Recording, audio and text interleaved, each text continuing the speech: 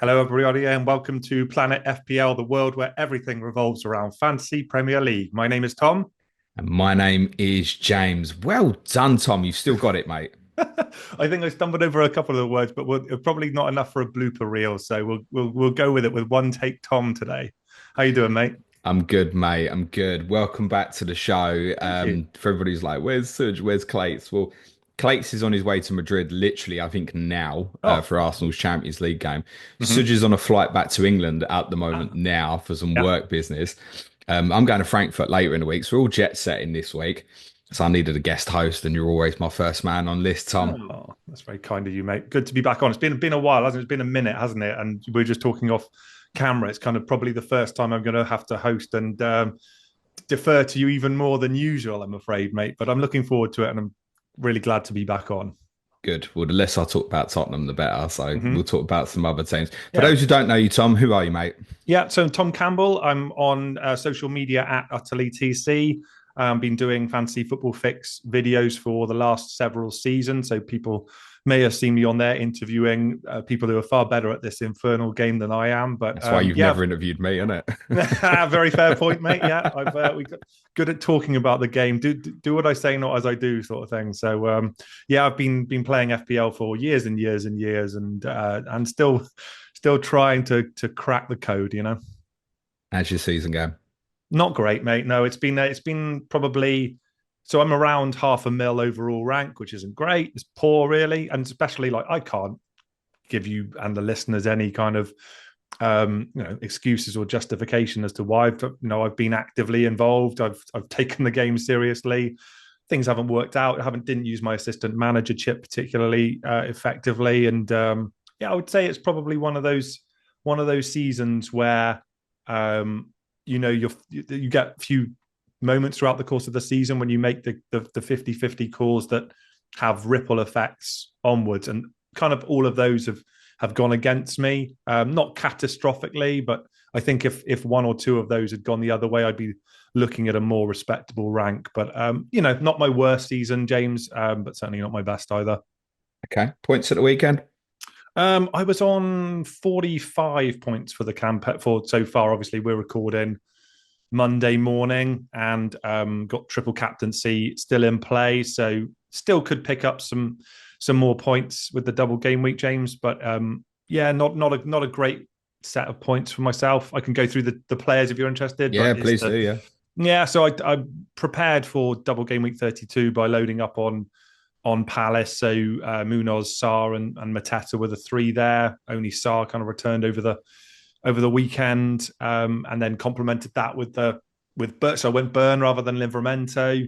Murphy, who obviously did great last week, and Isak's got the triple captaincy there. And outside of him, James is just Marmoush and Salah picked up the other return. So sort of by the numbers game week, really not a great return, and that's sort of sums up how my season's been going so far. Really, it's nothing catastrophic, but nothing particularly exciting to Is this regale you with, set I'm to afraid. bench boost in 33? Well, I wanted to get your thoughts, right? So I'm prepared for that, right? I've got 3 free transfers going into 33, and that was very much by design. Obviously, I don't love the Newcastle away fixture against Aston Villa. As good a team as Newcastle are, and obviously they do have something to compete for. I think there will be points there. And I've still got Gabriel on my bench, so it would need some jiggery pokery and then probably a suboptimal bench in 33. But I'm willing to have my arm twisted if you think there's an alternative strategy down the stretch where I could prepare for that instead. So at the moment, the plan is to bench boot in 33. Yeah. Yeah, absolutely. I think use all you free hit 34 as Yeah, well. that's the plan. Yeah. Yeah, spot on, mate. Mm-hmm. Yeah, I think use all three threes, even a -4, maybe even. Yeah. If you're making four transfers, I Yeah. think Plans that's to that's take a hit. reasonable. Yeah. The plan is a -4 for game week 33. And yeah, like you say, free hit into 34, and yeah, muddle through to the end, sort of limp over the Yeah. line, I guess, at the end of the The season. But only shame for um, you is if there's a chance here you could make three free transfers and them all being for defenders, yeah, which I which wouldn't feels a mind. bit feels a bit Yeah, shite though, doesn't it? it kind of does. My experience with double game weeks over the years, James, has been actually that's where I tend to find the points. So I don't necessarily mind doing that. There's something in my head that thinks I might regret it and think that there's probably too many unknowns, and I'd have to prepare the squad with a few assumptions for later on in the season to get a bench boost that I like later on in the season. Because I don't love 33 as a bench boost option, but the analyst in me sort of tells me that I probably have to go with it, bearing in mind I've got these 3 frees and have the squad that I just mentioned already. So that's the plan, sort of by the numbers. Yeah, triple captaincy in play right now, bench boost in 33, and then free hit in the blank 34. And then, like I say, muddled through until the end of the season. I think you're probably better set for 33 than probably many others will be, actually, Okay. mate. I mean, you're going to probably be looking better in 33 than myself, for example. So Right. I think you're set well to go for it. My bench boost's obviously long been used. Yeah. I've had a decent week. Good man. 54 points so far, up to 31k. Beautiful. I mean, when Sarr assisted Eze early on at the Etihad, and they're like the two I haven't got either. I was like, I'm in for a potential brutal one here. Yeah. And in watching the game, and it was 2-1 Palace, I'm sitting there, I'm like, I've got no points from nothing here. No Munoz, no Mateta, no Marmoush, no Vardiel. Not looking great. Obviously, Marmoush scored. Yeah. Ticking over with the week. I captain Isak, so it's a loser in the book, but minimal returns, fine. Salah, a loser in the book for me this week as well, with the assist and the bonus point for clean sheet. Jacob Murphy assist. Yeah. He's doing great, isn't he? He is, I mean, yeah. If you actually look at him now, Tom, for the season, he's on 17 attacking returns. Yeah, he's been good. I mean, Really good. For 5.2 million assets, great. Just a word on him, James. Just quickly on him. Do you think like it sort of feels like he's people say about his minutes and what have you? Like he warrants a place in the team, right? To me, like he's a legitimate starter in this team. I spoke about him last week with Clayton quite a bit on the Clayton and James show on Wednesday, and also what he offers defensively for the team. Yeah, and I was obviously on my way back from Wolverhampton yesterday, so I've not seen all the game. But what I have seen of it, it looks very much like he's funneled into right back / right wing back positions. Yeah, he works his ass off, doesn't he? He really does. Yeah, to kind of help and protect Trippier. I know Newcastle went quite man to man against United, so kind of matched up. So at times he's playing like a wing back yesterday, and the control in his assist for Harvey Barnes yesterday was great. It's easy to get that wrong. Yeah. He had 4-pointer from Cole Palmer, which I'll take over Bukayo Saka's 1-pointer this week. Although there's not been enough in it for Palmer over Saka, considering Saka's had these benchings on his way back. There's been next to nothing between them. So those who've already got Saka, you kind of not lost out and you saved yourself a transfer because true. That feels like an inevitable one for me this week. Palmer to Saka if Saka comes through midweek. Okay. I've still got Kluivert to go tonight. Yeah. If he's available, and that's a mega differential for me now potentially. He's 1.5% owned in the top 10k going into this week. So it's huge differential if he plays for me tonight. And what's the prognosis? Do we know? Because I know there was, obviously the 2 out before. Is there any kind of whisperings around whether or not he gets a gig? No idea. My instinct is he'll play, and that's part why I kept with him. It was the line of him saying that Sinistera was the least likely made me think, oh, okay, Kluivert and Tavernier have got a real chance of being involved. But 2 heroes for me this week. Jordan Pickford. Yeah. 9-pointer. Beautiful. At Nottingham Forest. And honestly, Tom, the amount of deliberating I did was I going to take a -4 to go Pickford to Henderson in game week 30. Oh, would have been a different conversation. Yeah, honestly, I think Pickford is 9 points up on Henderson over the 3 weeks. Now, Henderson's obviously still got another fixture to go this week. But yeah, I'd be 13 points down if I'd done that. And for all the world, it looked like a justifiable hit if I'd have done it. And I've got the first ever double pointer in FPL from a hospital bed from Eddie Howe. Shout out to Eddie. Hope you're feeling well because I know you're a regular Planet FPL listener. Get well soon, mate. Well done, boss, on your 10-pointer this week. So that's gone fine. So yeah, 54 points for the week. Still Murphy, Isak, Howe, Munoz, Mateta, and Kluivert or Jared Bones 2-pointers to go. So probably looking like a little bit of a green this week. Definitely. I wasn't expecting it this week. So pretty pretty pleased with that, actually. Pickford's a good pick, right, mate? My girlfriend's playing this season. She played last season as well, and enjoys it as well. And I think she and I have both struggled this season from watching less football. She's much more kind of gut based. We'll watch. She likes football, likes watching football, and we'll go off her read of watching a game. But because we haven't had a chance to watch a lot of football, as I mentioned to you off camera, because we welcomed our little boy into the world recently. So it's been sort of a different experience, shall we say. But she's still going off the read of last season. He had a really good campaign last one as well. And she also started him this game week and had a really 50-50 call. I forget who the other goalkeeper is in her squad as well. She's preparing for a bench boost as well. And she went with him, and it was a great return. And good on you both. Good on you both for that, mate. What's the aspiration then, mate? Top 10K, the goal? No, it's outreach for me. All I've got left is wild cards. So I'm hanging on this week. I'm going to be. Well, I'm going to go Howe to Arteta. That's nearly a certainty for 33. I've got no Arsenal coverage at the moment. I've got two free transfers. So as I said, Palmer to Saka is kind of a lock. Howe to Arteta is kind of a lock. And it's either leave it there or do I take a -4 for an additional one? And I probably won't be able to get to Saliba. I don't think. I need to wait till Wednesday night. It's gone. And ironically, I could consider Pickford to Raya. Do you still think? I just don't think that's right for a -4, personally. No, neither do I. Do you still like Arsenal as much defensively now that they're without Gabriel and the glut of fixtures they've had? James, you still think they represent good value? Not so much maybe on the run-in, particularly obviously if they do finish the job on Wednesday night. I'm going to wildcard in 34. I've got to because I haven't got a free hit left. So I'm literally looking at just game week 33. So on radar for me really is only Arsenal and possibly Manchester City players. And all I mean by that is to say if Saka got injured Wednesday night, I might look at De Bruyne for the week, for example. Oh, I love it. There's a name I was hoping would come up. Yeah. It will definitely speak about KDB. But I think, it's pretty much just going to be Arsenal players for me this week, I think.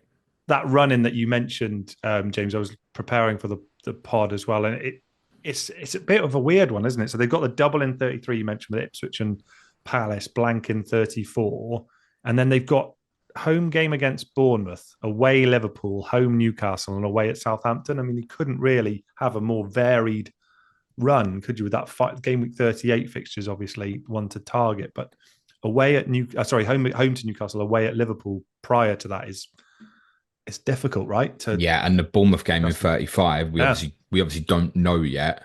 We will do by the time the weekend comes, but they could have Champions League Wednesday and Tuesday either side of the Bournemouth game. Yeah.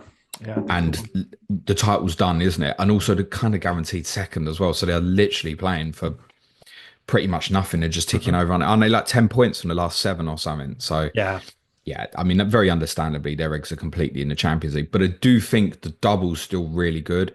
It's 4 days from Madrid to Ipswich. Then I think it's going to be a heavily rotated Crystal Palace team against them next Wednesday. Yeah. And they'll then have at least a 6-day gap from the Palace game to the Champions League semi-final first leg, because they don't play the weekend of game week 34. And all the other doublers in 33 do, right?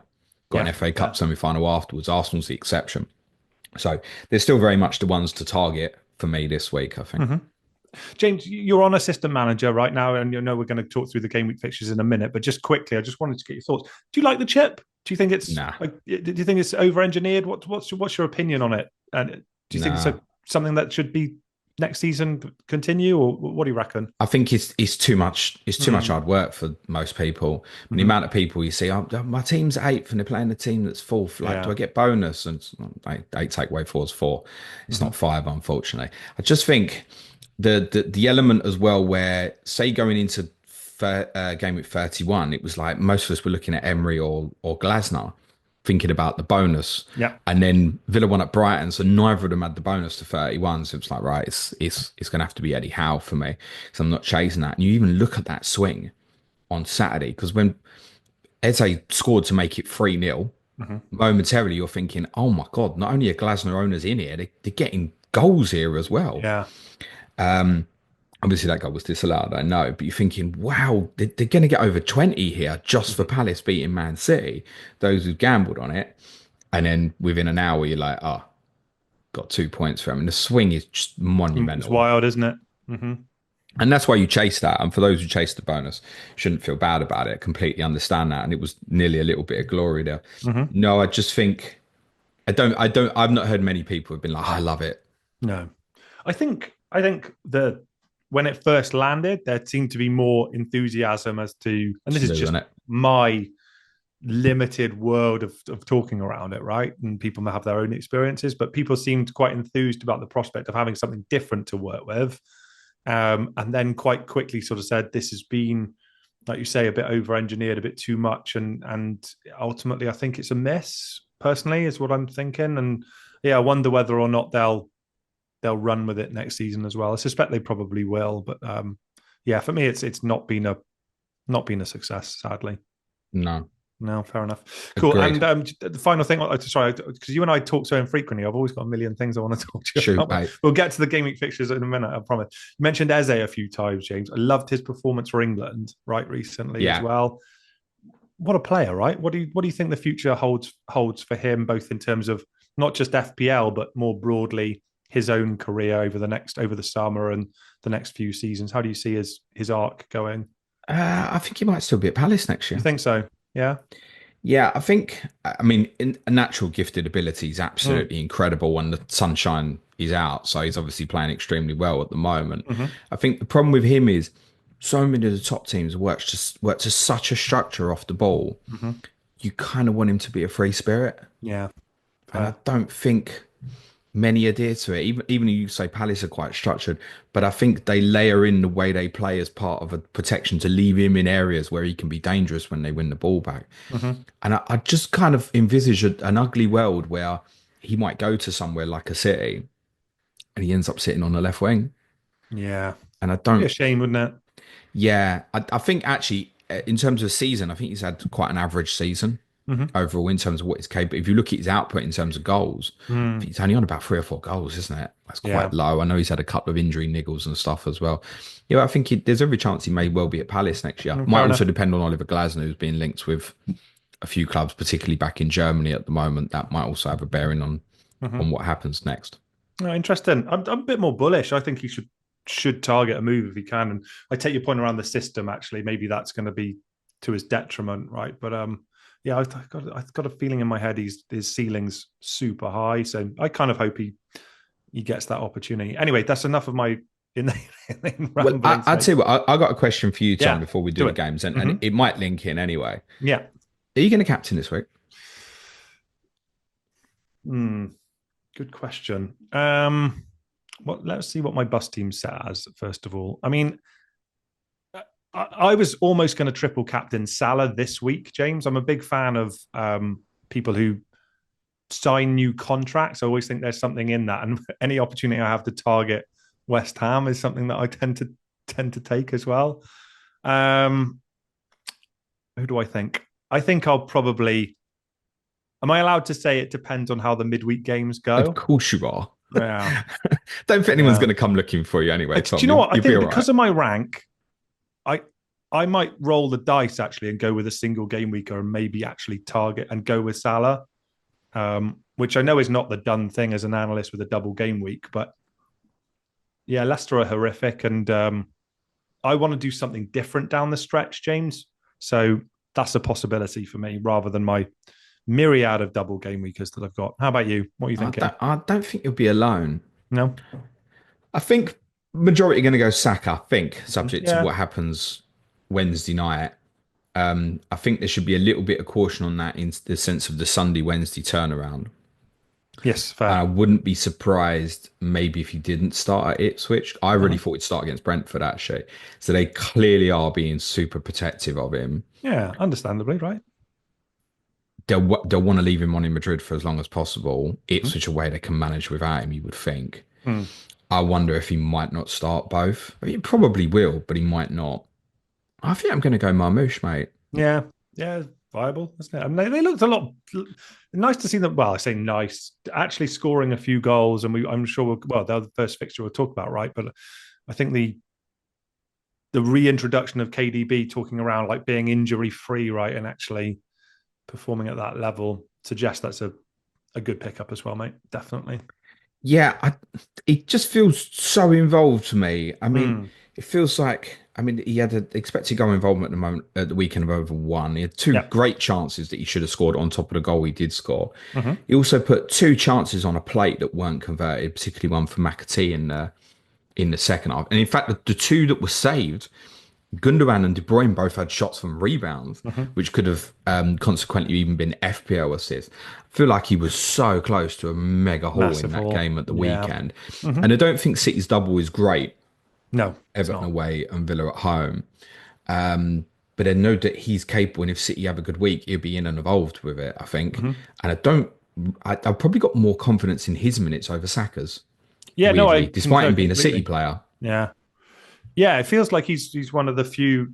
You caveat this with Mr. Guardiola in charge, don't you? But it feels like he's one of the more secure selections in a double game week, right? He's been impressive. So no, I like that, and I completely agree with Saka, and you can understand it, right? With where they are in the Champions League and how the first leg went, and wanting to protect him, like you say, around the league, the title's all but won.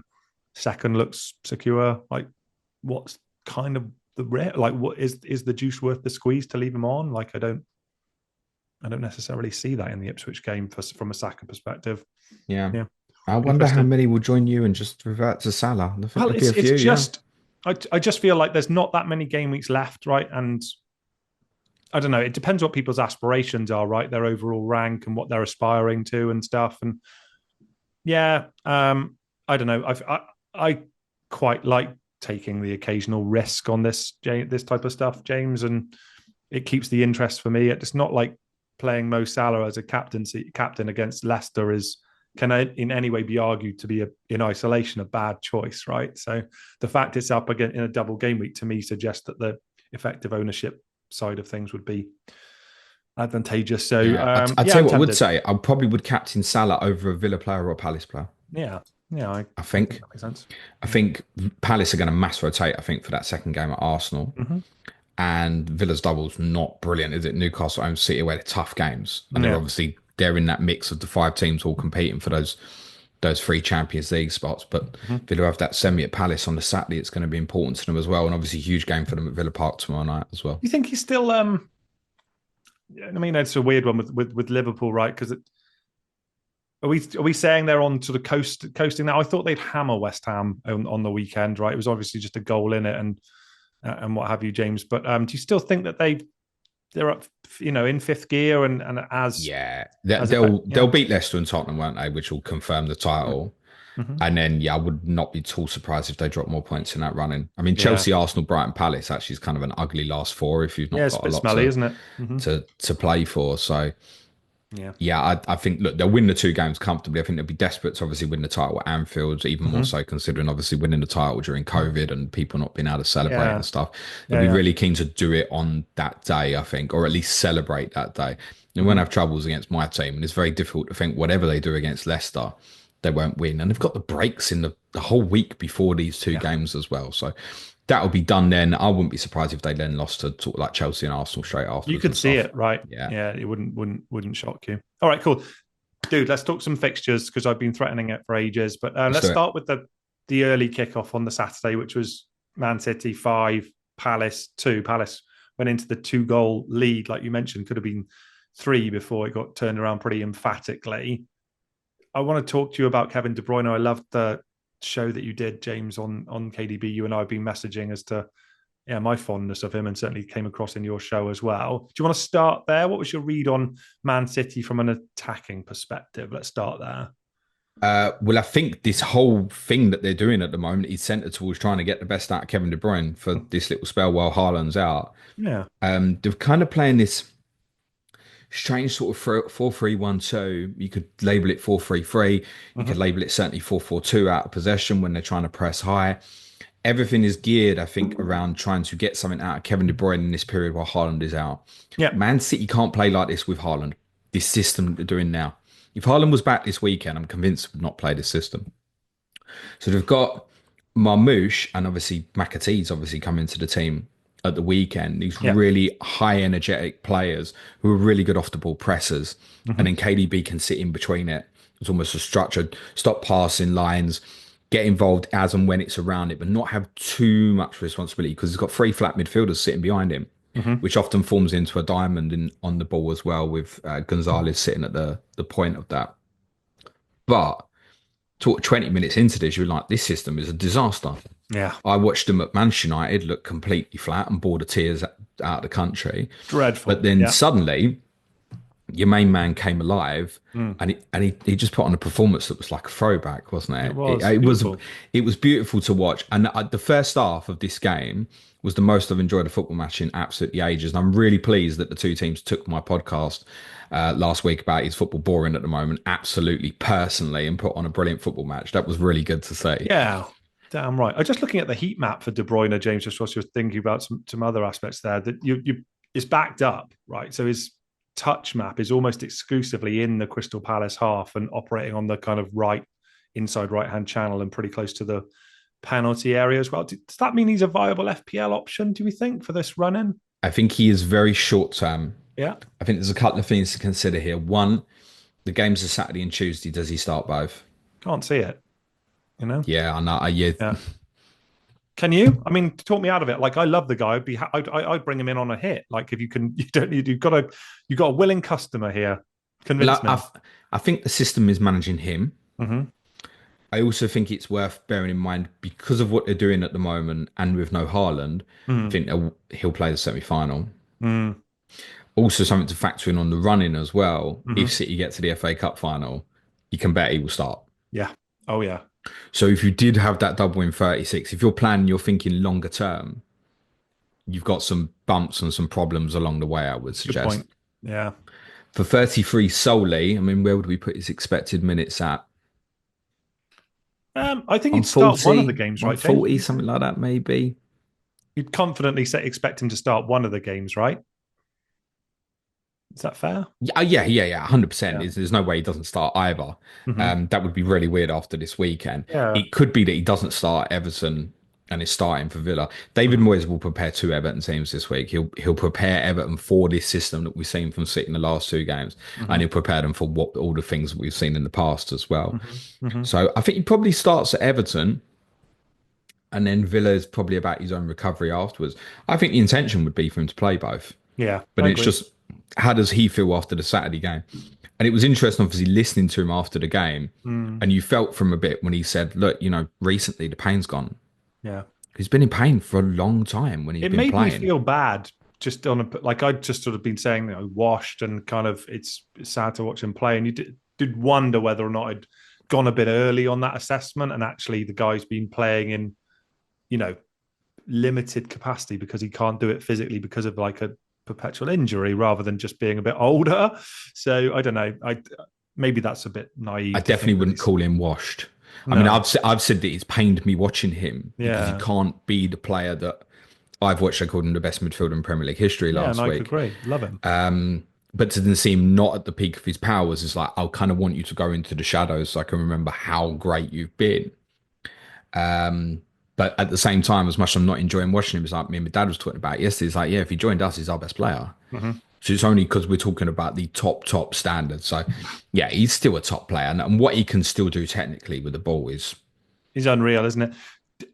I forgot to mention, James, as well. I actually have Savinho as part of my squad, right? Which is kind of done in prep for next week, Gameweek 33. It's been a bit of a nightmare, right, in terms of his minutes, his missus having a baby and stuff.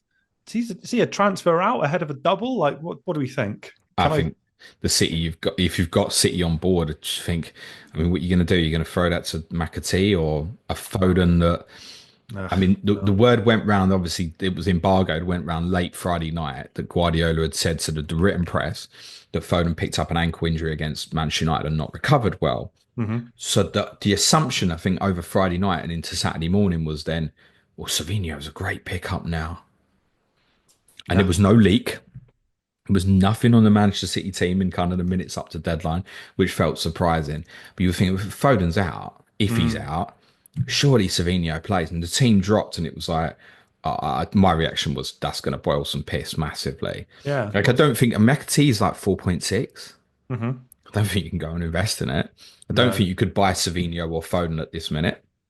No. So actually, if you were buying a City midfielder, probably by default would have to be De Bruyne at the moment. I think if you've got Savinho, you you just hold, keep your fingers crossed, I think. Yeah.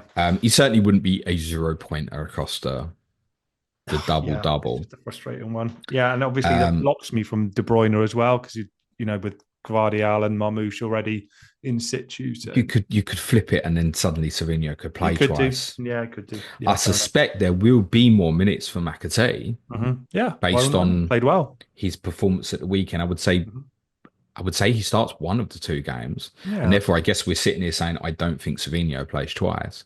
No. But they may also flip this system up. It was interesting what Oliver Glasner said after the game. A couple of key points from him. One, what he said about taking Mateta off, and he changed the system to basically a 5-3-2 in the second half, and it bombed badly. And he took responsibility for that. It was interesting. He joked after the game, but I think he was being very serious because he deadpan looked at the camera. He said, I told Guardiola after the game, don't play like that against us again because we'll suss you out. Oh, okay. Wow. I didn't And he hear that. looked deadpan at the camera. Wow. So I think what we're seeing from City at the moment, I think it's really short term. As I said, I don't think it's a system they can play with Haaland, No. basically. And it's just designed to get these fast wide players in really offensive. They don't City's wide players. We're so accustomed to seeing them hold the touchline right. This is the opposite with Marmoush and McAtee, or what we saw with Foden at Old Trafford. You're actually asking them to get in off the flank into central areas, pushing the fullbacks higher up the pitch, and De Bruyne sits at this centerpiece of it all with protection behind it. Yeah. Yeah. Well, But that protection was shocking in the first half, in the first 20 minutes or so, because every time they lost the ball, Palace looked like they were going to score. yeah. Do you want to mention Palace quickly, James? I mean, they've got the remaining game in game week 32, which we can mention, I guess, but it's not great after that, right? They've got the double in 33, but then a blank in 34, Forest at home, Tottenham away, Wolves at home, and then away at Liverpool. Like, are you thinking that for people who are free hitting in 34, would you be saying keep Palace players, or would you be saying it's time to jettison them? What's your read? Well, if you free, whatever you've got, you're probably going to hold. For the double. Yeah, sure. I certainly wouldn't be, let's see what happens Wednesday night. There's another game as well. But I certainly wouldn't be sitting there right now fretting about, I've got to get rid of Mateta. I mean, the forwards actually specifically in 33 aren't great. No. I mean, if you free hitted a front three in game week 33, in terms of forwards, it's Watkins, Mateta and Marmoush. There's nothing else to pick from. And I don't think the forwards would, when you look at the teams that have got great fixtures like Liverpool and West Ham in 33 with singles, you're like, what forward am I buying? There's nothing to buy from them either. So you certainly hold on. I don't see anybody flipping between Eze, Sarr, or suddenly chasing Munoz now. As I said, I think they'll mass rotate against Arsenal. So you are looking at the Bournemouth fixture and whatever happens next Wednesday basically being a bonus. If you're free hitting 34, then you'll land ahead of game week 35 and you've got the information at that point, what they've done in the semi-final. And obviously if they win the semi-final, what's going to happen to the Wolves game from 37? Is it going to get brought forward or is it just going to stay in the week? And ultimately, if it gets brought forward, then a double game week of Tottenham and Wolves is amazing. It really is. Yeah, definitely. Okay. Again, you'd probably get more rotation, but you'd get circa more than 90 minutes off a lot of these guys. Yeah. So you'd be holding. With Palace, you've got to think, if they had that double at the end, just think about this logically. Let's say the Wolves fixture did get brought forward to the Tuesday if Tottenham went out of Europe, hypothetically. Right, they're going to play Tottenham on the Saturday, Wolves on the Tuesday, then what, FA Cup final on the Saturday. They're going to have nothing to play for in the league, bar maybe one or two places, right? But the value to that football club is the Saturday. You cannot blame them if they played that Wolves game and changed the whole 11. Yeah. You'd almost expect them to. You've got nothing to owe the Premier League because Wolves are safe now, so that doesn't matter. Got to factor this in for 36. Yeah. Are they going to double? Are they going to double? Yeah, some teams probably will, but good luck getting like doubles out of these guys who do. Yeah, fair enough, mate. Any other thoughts on the City Palace game, or do you want to move on? I don't think Glasner will play 5-3-2 again in a hurry.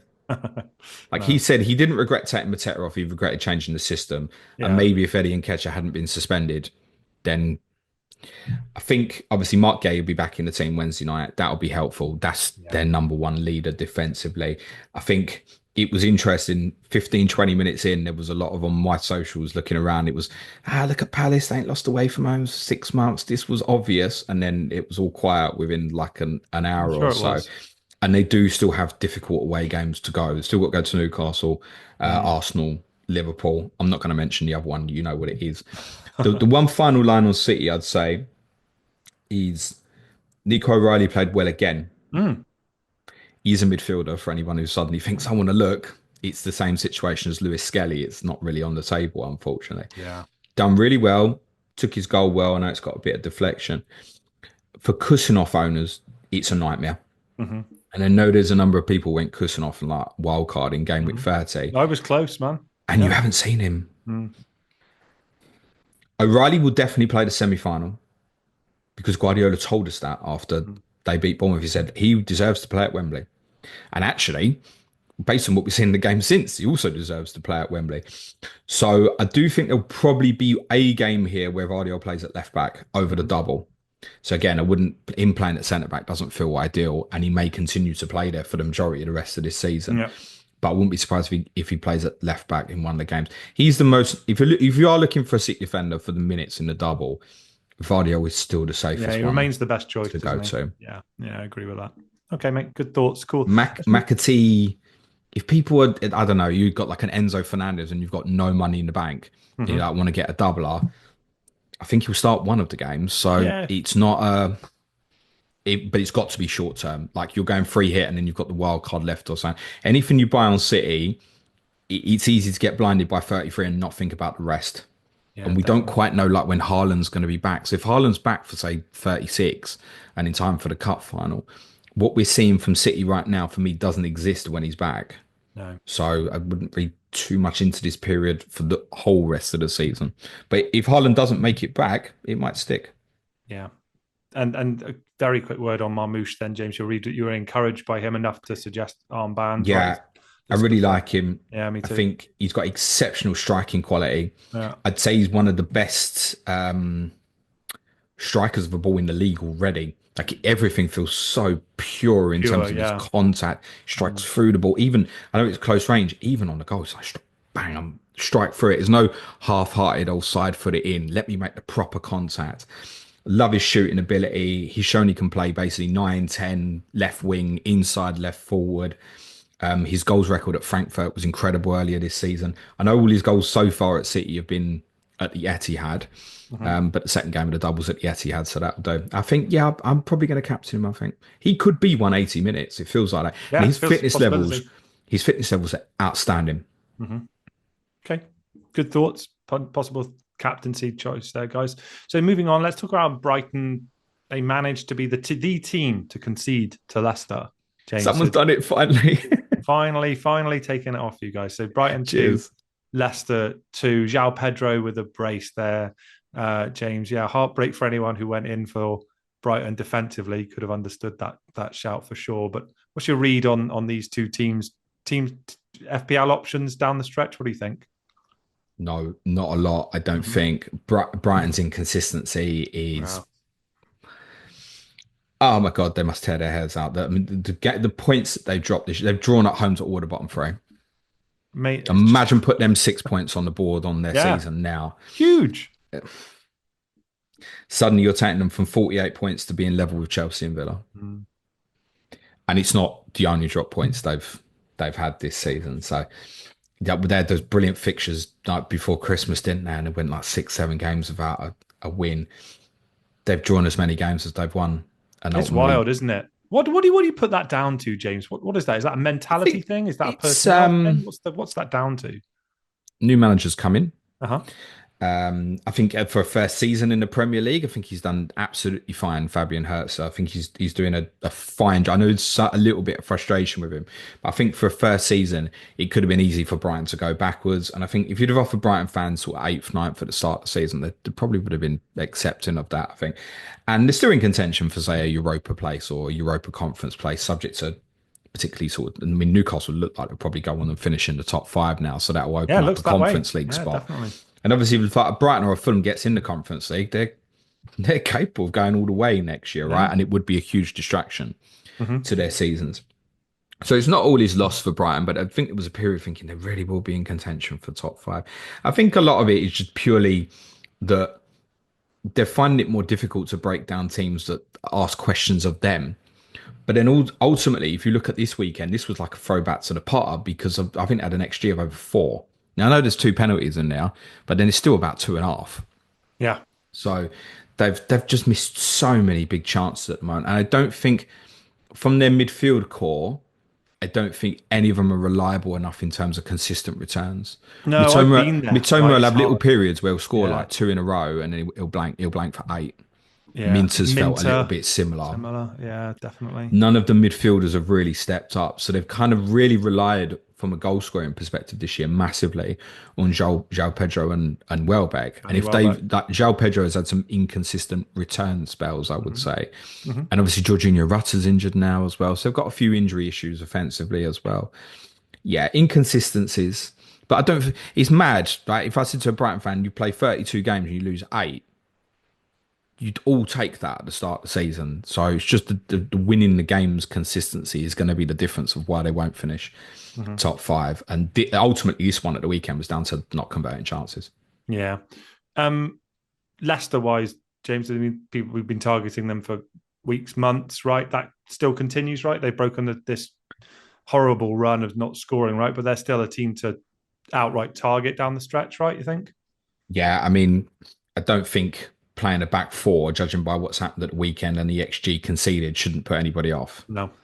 It does make them clearly the biggest problem they've had, despite the fact they've been conceding sort of two goals or more every single game. I think since that Tottenham game, is obviously no goal scoring. So they've put an extra attacker in the team this week, and you look at highlights of Mavididi and you think, why? When they got promoted, he was the one we was all excited about. Was Mavididi could do really well. We watched Leicester towards the end of last season, and you thought, yeah, he'll be the one when they get promoted. And it feels like we've barely seen him. Like, he didn't start game week 1 under Cooper.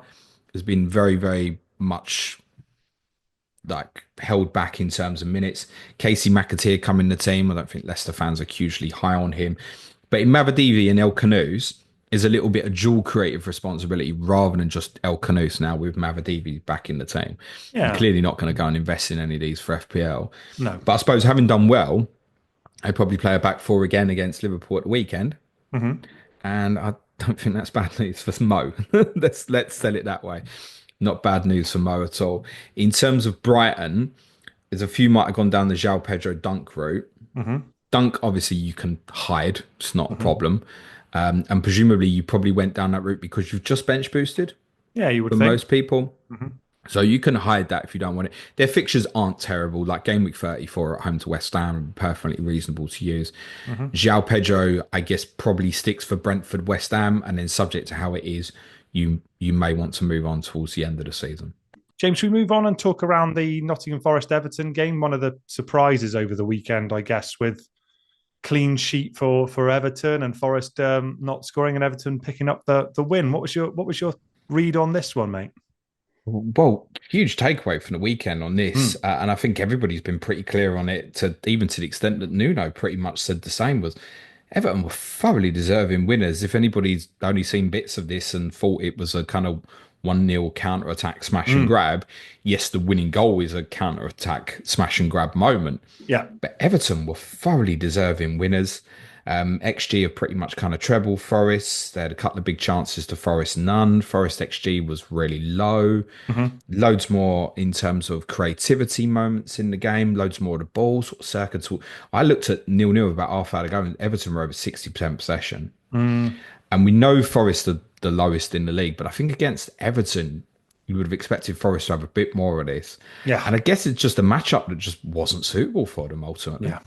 Yeah, they did a bit of a number on them, didn't they? It's quite impressive, and Moyes done well there since he's gone in, James. Brilliant. You know?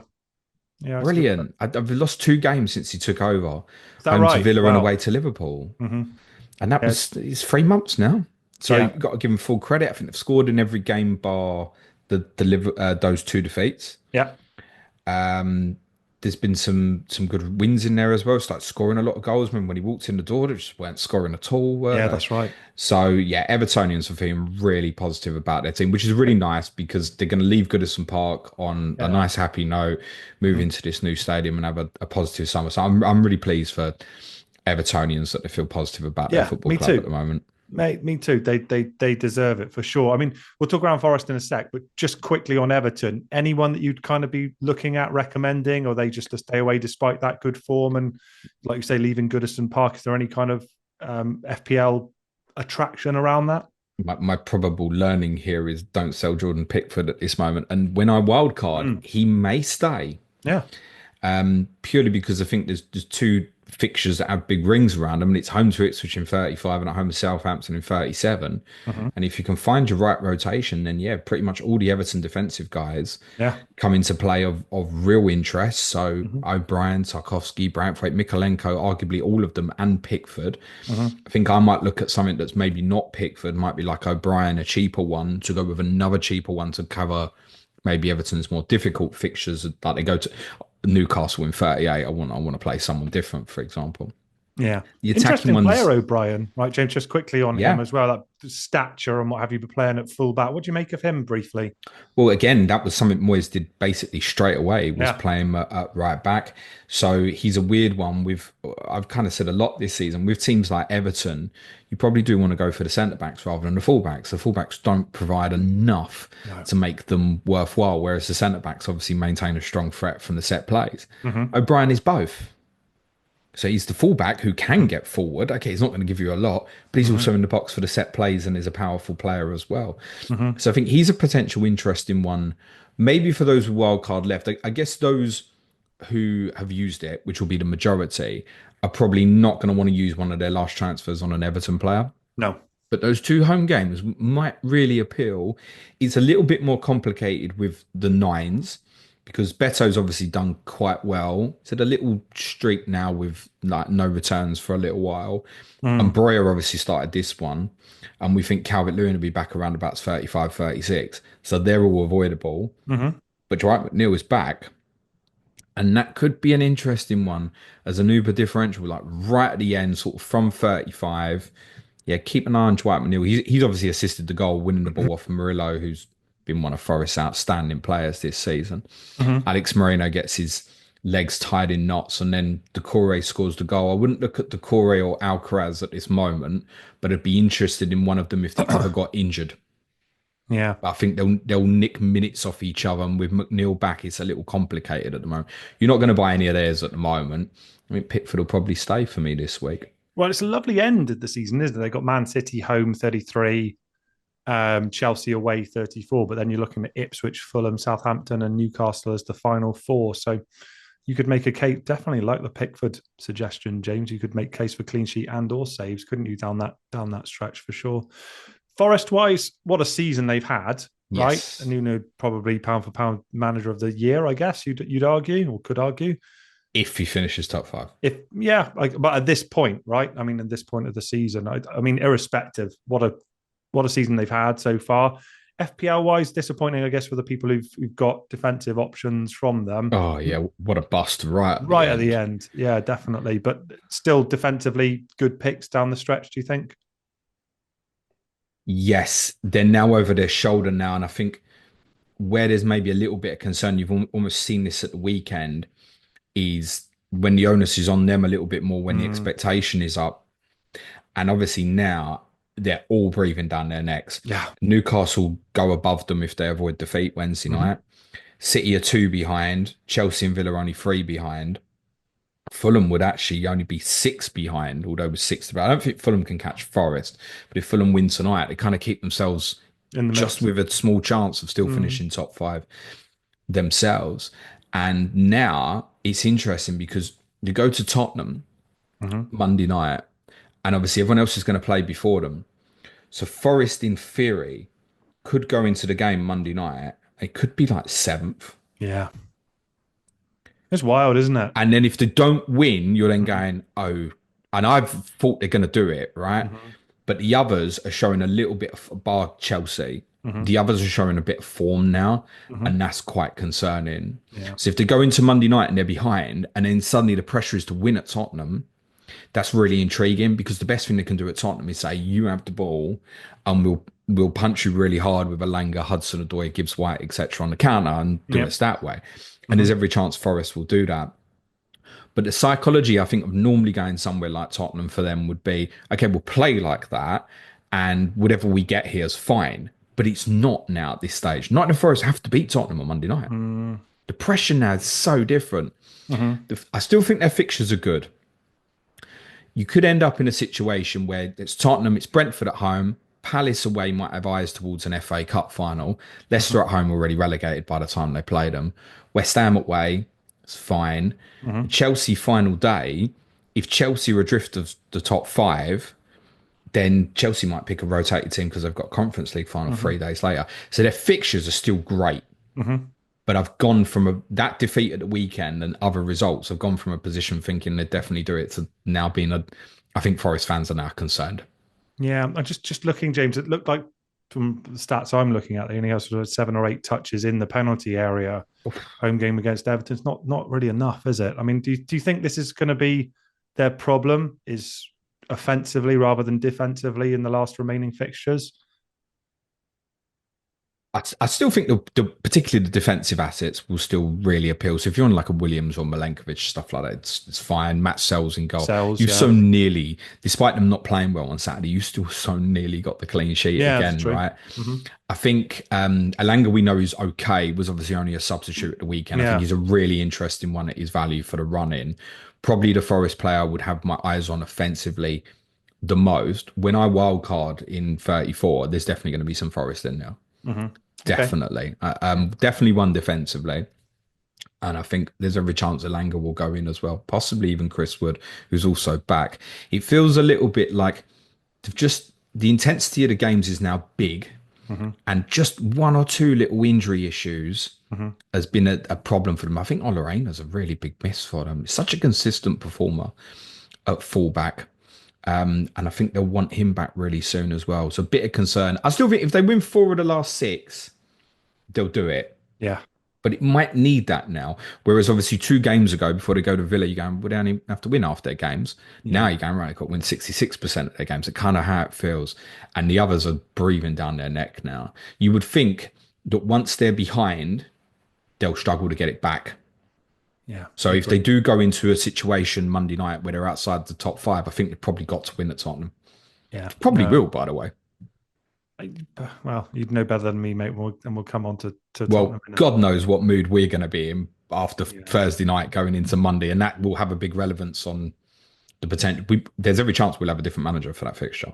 Yeah, I was reading that this morning. Okay, thank you, James. Shall we talk around the Southampton Villa game? That Villa turned them over 3-0 pretty handily, despite there being a long period of parity in that game. But I guess off the bench and 2 missed penalties for Asensio. Shall we start there for those poor sods who had him? Yeah, feeling it. Yeah. I wasn't that high on him as an option anyway, because I just think predicting his minutes moving forward. And I think it's easy to forget at this moment that you start, right, it's Southampton, then it's double, and there might be another double. But whatever you get on someone like Villa, if you don't have a wild card left, you are probably keeping. Yeah, you'd have to hold not just about now. There's every chance it's going to stay.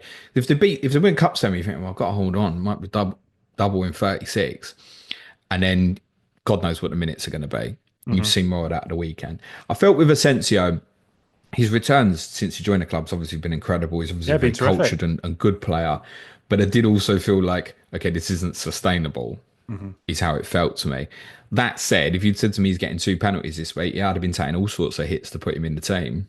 So, yeah, I think that's only the 4th time that's happened. I think 2 penalty misses in the Prem game, isn't it? Yeah, it's a rotten. The first penalty wasn't great. The second penalty was awful. Yeah. So it was interesting that Unai Emery gave a list of 5 players afterwards who he said were his penalty takers. And it's Rashford essentially is first, it looks like. He didn't name Morgan Rogers as any of the 5. No. Do you remember Morgan Rogers took one for England under 21s and everyone was like, get him on the pens. So, yeah, I mean, it's really unfortunate for Asensio owners. Obviously, you carry on whatever the minutes will be Of next course. week. And obviously predicting Villa now is very difficult because they've still got the game obviously tomorrow night against PSG, which is huge for the football club. And I don't think that particularly helped them at the weekend is they had to chase a brilliant football team. Did you watch that last week, Tom? Oh, mate, I'd not just watched it, but it was.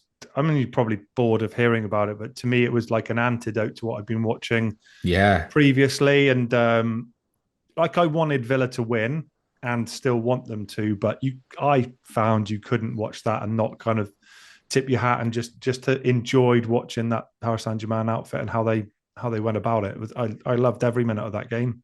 Yeah, I said on our Slack to our patrons during the game, I said, I feel a bit sickly, like really liking this PSG Yeah, team. yeah, great. But yeah, it's very difficult not to admire. I think the manager is absolutely superb, what Luis Enrique is getting out of them. They'll have one hell of a task trying to pull that round tomorrow Oh night. yeah, I But think if so. they score first, it will be incredible at Villa Park, Of course, and and not to be missed. yeah, I'm looking forward to it. And I was, you know, disappointed they conceded that really late one to make it a two goal deficit. But Villa, I didn't feel could complain because it could have been a lot more. They were super impressive, Paris Saint-Germain, in my opinion. So, yeah, an interesting one, James. I mean, from a Villa perspective, then, do you want to talk around anyone that interests you? Is there a recommendation you'd make ahead of This is Rodgers. Yeah, he's the most solid, right? Now we know he Yeah. has to be indestructible. For me, it Yeah. made no sense that he played this football match, but Yeah. obviously his fit. I'm not privy to what his actual fitness levels are in training, Yeah. etc. And I'm sure Villa are well aware of the risks of overplaying him, etc. Better than what I know. It felt like an obvious one to rest him. So if you're looking at that double now, and you're like, oh, I want a Villa offensive player that's going to get me 150, 160 minutes, it's him, isn't it? Yeah, it is. He seems to be impervious to the sort of congestion and magnitude of any game. He seems to be the one that Emery's happy to throw in. And yeah, I agree. I mean, it's not a great double, is it, James? The home to Newcastle, away at Man City. Do you think it's No. worth looking anywhere else? Bearing in mind the uncertainty of minutes, do you like Martinez or anyone? I was going to say defensively, but it's not a great double, is it? No, and obviously again, semi-final on the Saturday afterwards. So Saturday night Newcastle, Tuesday night Man City, FA Cup semi-final Palace. Obviously, it's 4 days from PSG to Newcastle, but to rely on any outfield Villa player to play all 4 of them games is questionable. Yeah. You may be lucky and you get one that plays both in the double.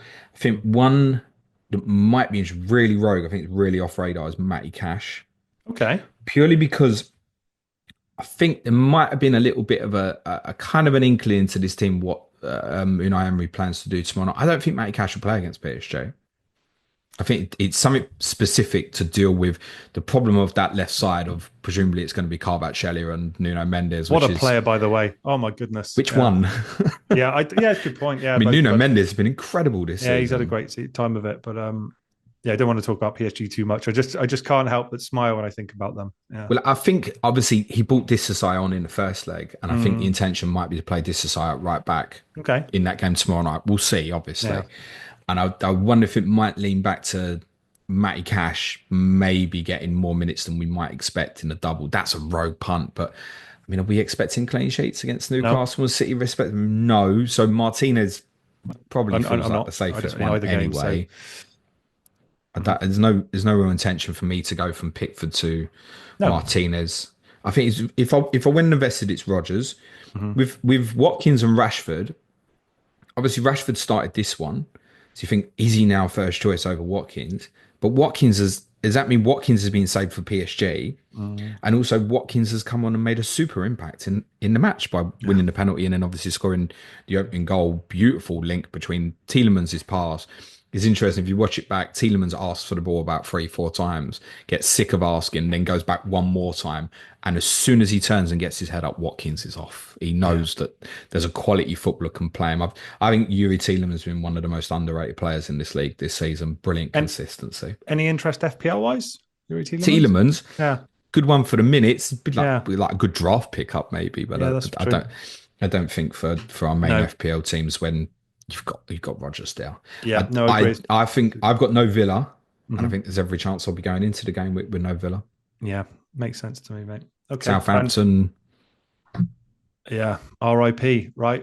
Yeah, what I a mean, look, wretched season. they kept Villa at bay for a long period, but Yeah. Villa missed plenty of good chances before that as well. It was interesting, actually, Jake. A good friend of mine who's a season ticket holder, bless him, for Southampton, has had a miserable time of it this season. I checked in with him after the game for his own sanity, and he sort of said for 70 minutes, Saints were in the game and what have you. He said Watkins made just such a difference off the bench, and he referred to as general play. So interesting, someone in the stadium reflecting on that. So I do wonder whether or not that's something that we'll see more of Ollie Watkins than Rashford in that 9 position down I there. wonder if there's a bit with Watkins where he kind of knew he had Duran breathing on his neck in all the first 4 5 months of the season. Yeah, Then fair. I think afterwards we all thought, well, Watkins' minutes will be so secure now.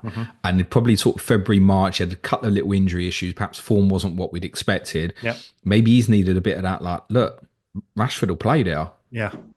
So I think Watkins will probably start against PSG. I Yeah. felt they missed that last week as well. Like his channel running and also his holding Yeah. his link play, I think's improved massively as well. I think Watkins will start tomorrow night. Yeah. Agree. Let's see how it goes and wish them well. Looking forward to that game. Arsenal won, Brentford won. James, obviously lots of rotation. You've mentioned Saka already missing out then, and Brentford have had a good season FPL wise in terms of having some options there. Any thoughts around assets from either teams for the remaining fixtures ahead of double game week 33? Yeah, there's a number of Arsenal players on potential radar for me. Raya, Saliba, Kivior, Marino, Saka, Martinelli. I'd say they're all possibilities for me, Yeah. subject to whatever the fallout is of Wednesday night. As I said, Arteta and Saka's highly likely to be 2, and then it's do I take a -4 for one more? And I think bearing in mind the fixtures, I think I prefer that over the -4 for Rodgers, Yep. for example. Makes sense. So I thought Saliba and Kivior would play together to continue this relationship because they've not played with each other enough. So they're obviously going to play in the Bernabeu. I think that will probably be the partnership going forward. But I don't think we should rule out the possibility of Kivior not playing one of the games in the double. Just purely because you've gone from a player who's playing hardly ever to a lot of games consistently. Saliba, I think, would keep playing. I'd be very surprised if Yeah, he me too. didn't Yeah, a start lot. both in the double. Yeah. No concern on Raya. You obviously, at the top end, will get little bits of rotation. I mean, Wanyeri knocks on the door, doesn't he, in terms of being there to take minutes off of Saka now. Clearly, Arteta doesn't really want to use Sterling because Sterling seemed to shoe in to start this side of fault and it's not started. Yeah. Martinelli and Trossard both played this one. Certainly Martinelli rather than Trossard, I think, for the double. But minutes would be questionable again. Ultimately, it doesn't matter, does it? No, it doesn't. For Arsenal's league game, they're going to finish second. And I think with that lack of jeopardy, how much does that impact? So you're talking around a potential -4, James. Is still something you'd be recommending to listeners Yeah, I as think well? it's interesting as well. Like, what's the consequence? Let's just say Arsenal did lose 4-0 Wednesday night. I really don't think they will, by the way. I think there's more chance of them actually going and winning to Madrid, going to Madrid and winning than going out on Wednesday night. But what would be the consequence to the rest of this if they go out? Like, how is there, even for the fan base, how is the rest of this league season for them? Do they care? You're gonna have to go to Anfield, give them a guard of honour. Like, it feels like a bit sloppy and stuff, doesn't it? Mm-hmm. Whereas I think if they get through in the Champions League, which they highly likely do, I think, your training is still to the same intensity. Yes, you probably are 5-10% under for some of the league games because the priority is the Champions League game. And I think you've seen that at the weekend, right? Clearly, that's not the best version of Arsenal, is it? No. In them last 10 minutes, you'd have expected everything getting thrown at Brentford. Yeah. And I'm sure if Arsenal still felt they could win the title, it would have been. Yeah. And actually, in that period, it felt just as likely that Brentford might have a breakaway and even win it, actually. So, yeah, Arsenal fans shouldn't be concerned about their league results. Tottenham, Man United, are all in the same boat where it's just about Europe now, isn't it? Yeah, those Thursday games for you guys and Man United as well, and we'll come on to them in a minute, just feel monumental for both. Yeah, I think... Yeah. Saka, I think, will end up being the popular captain choice this week as long as he comes through Wednesday night because you know what it can be. Yeah. I just wonder if maybe he doesn't start that first one at Ipswich. Yeah, it's possible, isn't it? But I think the double is great Well, we've had a theme through this of going City's double's not great, Palace is not great, Villa's not great. I think Arsenal's double is superb. You've got an Ipswich team that's obviously had a good result yesterday, but clearly an 80% Arsenal normally beats Ipswich. And I think Palace, as I said, will mass rotate. There's no reason for Palace to pick their strongest team at Arsenal next week. No, agree. And so I think it's a great double. Yeah, happy day one. That justifies the -4. Quick word on Brentford, James. Obviously, they've had options throughout the season, tailing off their season in terms of importance for them. But anyone you like, anyone you'd recommend, anyone that's still kicking around in the team that you've got thoughts on? You've got your Wissa and Mbumo, Damsgaard, etc. Like, any thoughts on those folks? I think Wissa and Mbumo have now got over 15 goals each, haven't they? Wissa so quietly has had such a consistent season. I just have a note that like Igor Thiago, I think, is quite close, and I wonder if they want to give him some minutes before the end of the season. Otherwise, I think Wissa, Mbumo are great calls for the end of the season. I think Mikel Damsgaard offers a great little option for those who need an enabler, sort of like Rodgers, Enzo Fernandez price bracket, because their running's great. Forest, who again, are Forest going to have to throw at Brentford in 34, and that feels like I can't think many worse teams to play if you've got to win a football match than Brentford just rocked up. Brentford would be easy. It just isn't. United, Ipswich, Fulham, Wolves to finish is a great running, particularly for the attacking ones, I think. And I think I'll end up with one of Flecken or Collins for the running as well, I think. Interesting. Yeah, Damsgaard, just checking him out. He's got 115 points on the season, 5 million. Very consistent. Been quiet for the last few, but nice price point if you do. And he plays as an out and out 10 now. I think that's a change from last season. That were very much more of a 4-3-3. He plays far more of like a 10 role now, much closer to the top end of the pitch. I don't actually think he gets the returns that he should have, but for 5 million, he'll certainly offer a little way in for the end, particularly if you're trying to force in maybe, like a Saka and Palmer towards the end for whatever reason. Someone like Damsgaard's going to maybe appeal to you. I can't see there's any way I go without Mbumo for that running, and Vissa's going to be high on the agenda for me as well. Yeah, good result for Brentford. Never an easy team to play against. No. The closer we get towards the end of the season, the more Thomas Frank feels thoughts in my mind, mate. I just want on Damsgaard, James. Is that number 10 home and away? You've obviously watched them a lot more than I have. Yeah, interesting. Yeah. You know what? Their adaptation is outstanding. If anyone can find where Thomas Frank went on Monday Night Football, I think it was earlier this season, might have even been last season, and spoke about how they press, it's really worth going to find. He was brilliant on that. They're such a unique team. Because I think within 1 minute, you can be watching them and thinking, my God, that's one hell of a press they put on. And then within the same phase, if they don't get it, you're like, oh, they're back in the low block very quickly. Like their adaptation is really good. Yeah, impressive.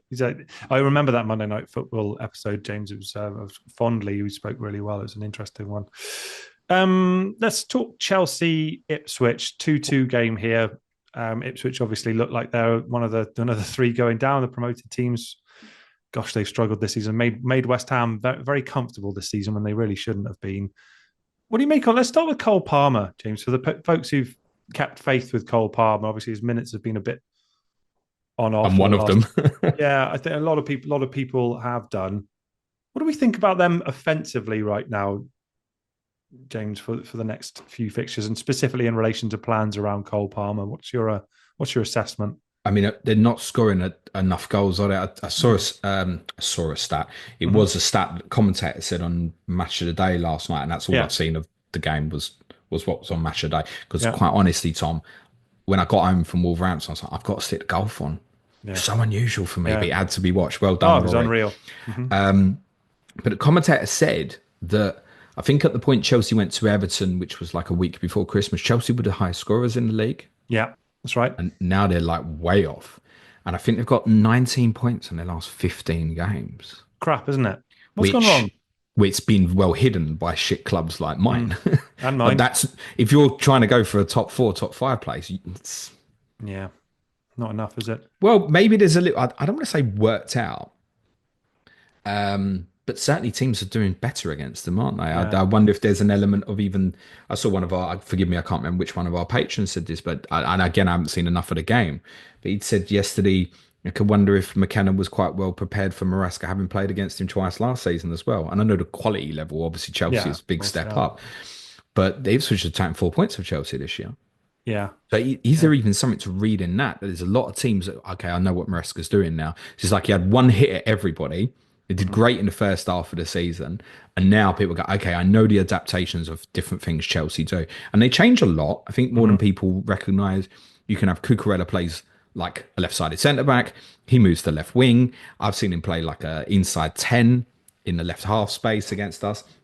So they have little nuances and differences, but I feel like you can see them all coming now. Yeah. And obviously, I went to Stamford Bridge a few weeks ago and they well deserved to beat my team. You can feel the frustration in that football stadium of how slow they are to get their shots away. Now, in defence for them yesterday, 2 points. One, I don't think it was a clever comment from Maresca to say the fans played a role in us going 2-0 down. Because if you listen to it back on the TV, you can hear the fans chanting attack, attack, attack. And Ipswich score again. Don't think you should have said that. But Chelsea did have 34 shots yesterday. It's a lot, isn't it? I saw that as well. It is a lot. Yeah. So goalkeepers made 8 saves, including the one from Enzo Fernandez right at the end. And obviously if that goes in, I think we go, okay, started badly. It's sloppy. They were away in Europe on the Thursday night and they've got a big 3 points. Their problem is their fixtures are much worse than everybody else going for it with what's left. And some of them might fall into their lap, like United at home might have to rotate because there's every chance they'll have a Europa League final a few days later. And I do think United will get to the Europa League final, by the way. You do? But Fulham away this weekend, it's like, you've just seen what did Fulham do in their last home game? Yes. Liverpool, right? Everton at home, it's like it's a green fixture in your mind. Everton's performances under David Moyes suggest that it's not. Then Liverpool, then they go to St James's, which, as I said, is now going to be, it's a 12 o'clock kickoff on a Sunday after they play in Europe on a Thursday. I've got them 18th for my ticker for the rest of this season. And for those stay away, right? Those who are free hitting in 34, which is going to be many of you, if you remove that week, I've got them 20th. Yeah. On the ticker from now to the end of the season. So I don't think there's any reason to invest in them new at this stage. It's just a case of keep or sell. Yeah. And if you've got Cole Palmer, is now the time to move away, James, do you think? Well, for most of us who've got Palmer, we haven't got Saka. So look, things might happen this week where it's like Clive, I'm probably going to end up having to use Clivert this week, right? If it turns out tonight that Clivert is out for the weekend coming forward, I might go, do you know what? I'm going to have to take a route here with Marino or Martinelli or something like that instead and just go, right, I'm not sure Saka starts twice. I'll have Palmer. I definitely captain Marmoush. I might take that sort of route, but Palmer to Saka on the face of it at the time of recording looks pretty straightforward this week. No, it makes sense to me, mate. Any other thoughts on any other Chelsea or Ipswich players before we move on? Ipswich actually have a pretty good run at the end. After they come out of 34, Everton away, Brentford at home, Leicester away, West Ham at home. It's a good little run at the end. So you think, well, maybe Liam Delap for the end, but then he didn't start yesterday. No. And by all accounts, Hurst played quite well up front. And actually, when he has played, I think he's done okay this season. Defensively, no. There's no reason to go there. So I think you keep an eye on Delap. It would be a really out there call to feel you'd have confidence in. I know Enciso scored and assisted yesterday, but I haven't seen anything from his loan spell this year to think that's anything more than a one-off at this stage. So no, it might be something to punt at the end. But again, it's like you hit 36, you'd be like, oh, Brentford at home, Leicester away, West Ham at home, that's good. You want to use one of your last transfers on an Ipswich player. Plus, if you land there in 36, there may well be teams that are doubling. You're probably not going there. Liam Delap, you mentioned, James, put aside FPL for just a few seconds. You've talked about in such high regard and got this release clause that people have talked around in terms of the summer upcoming. It's going to be getting relegated. Do you think he's the real deal? Do you think he's something that a player that you think is going to be pushing to get to that next level? We think now the release clause might only be 30 million. That's what I read, yeah. So, I mean, everyone would want him. Even if you got him in, I'm talking all the way to even something like an Arsenal here.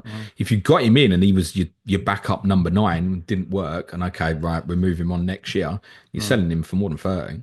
Yeah. So he's actually, at this point, it's a great investment for any club who wanted to go and buy him. So I think he may prioritise going somewhere where he truly thinks, I think going to Arsenal is probably not the right decision for him, for example. And Arsenal were looking for something more than that. But he's going to want to go somewhere where I think he's going to be the man. And do you think he can be the man at those top teams? Definitely. Like, honestly, truthfully, I think considering they're probably going to be a bit tight for money, I think like he would be a great investment for Manchester United. Yeah, He's well, that's got all the physical attributes to United fans most fans will love him.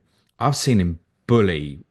I mean, Romero yesterday, shoot me, but he bullied Romero in the game at White Hart Lane. And in the game at Portman Road I went to, he just pulled onto Archie Gray in the first quarter of an hour, and Archie Gray was like, I've not dealt with anything like you in all these games I've played at centre back. His power and actually his speed, there is a little bit of a young Kane in him. Nice. Well, that's a high I echelon think regard. he'll be in the England squad that goes to the World Cup. I look forward to seeing where he goes. I'm really excited to see, and yeah, he could make a case for him for all those teams that you mentioned. I think he'll be really well sought I'd after. take him in a Yeah, of heartbeat. course. Yeah, Don't know interesting. why you would, Liam, but if you fancy it, mate. Yeah, then you've got a fan in James. All right, mate. Let's move on and talk briefly around my team. So West Ham went to Anfield, got beat, which I don't think was a surprise to anyone, but narrow scoreline 2-1 here with a late winner as well for Liverpool. James, what do you think of the Liverpool as an FPL collective? They're going to win the league, we think, almost certainly. Yeah, it is. The win the next two games. There's zero doubt about that. So with that in mind, Salah feels still like ubiquitous in everyone's teams. We probably don't need to talk around him. But is there anyone else that you liked off this performance that you think actually represents a viable option for the next couple and onwards? I spoke quite a bit about Luis Diaz on my deadline stream on Saturday, but it did feel like one that felt like it's for now on 33, and I'm scared about the minutes, and it could be a real headache problem kind of going into the end of the season. As said earlier, I mean, actually after the next two games, Chelsea, Arsenal, Brighton, Palace, not great. I don't see me wildcarding without Mo Salah because I've got to have him for the Tottenham game. I'll captain him in 34. Yeah.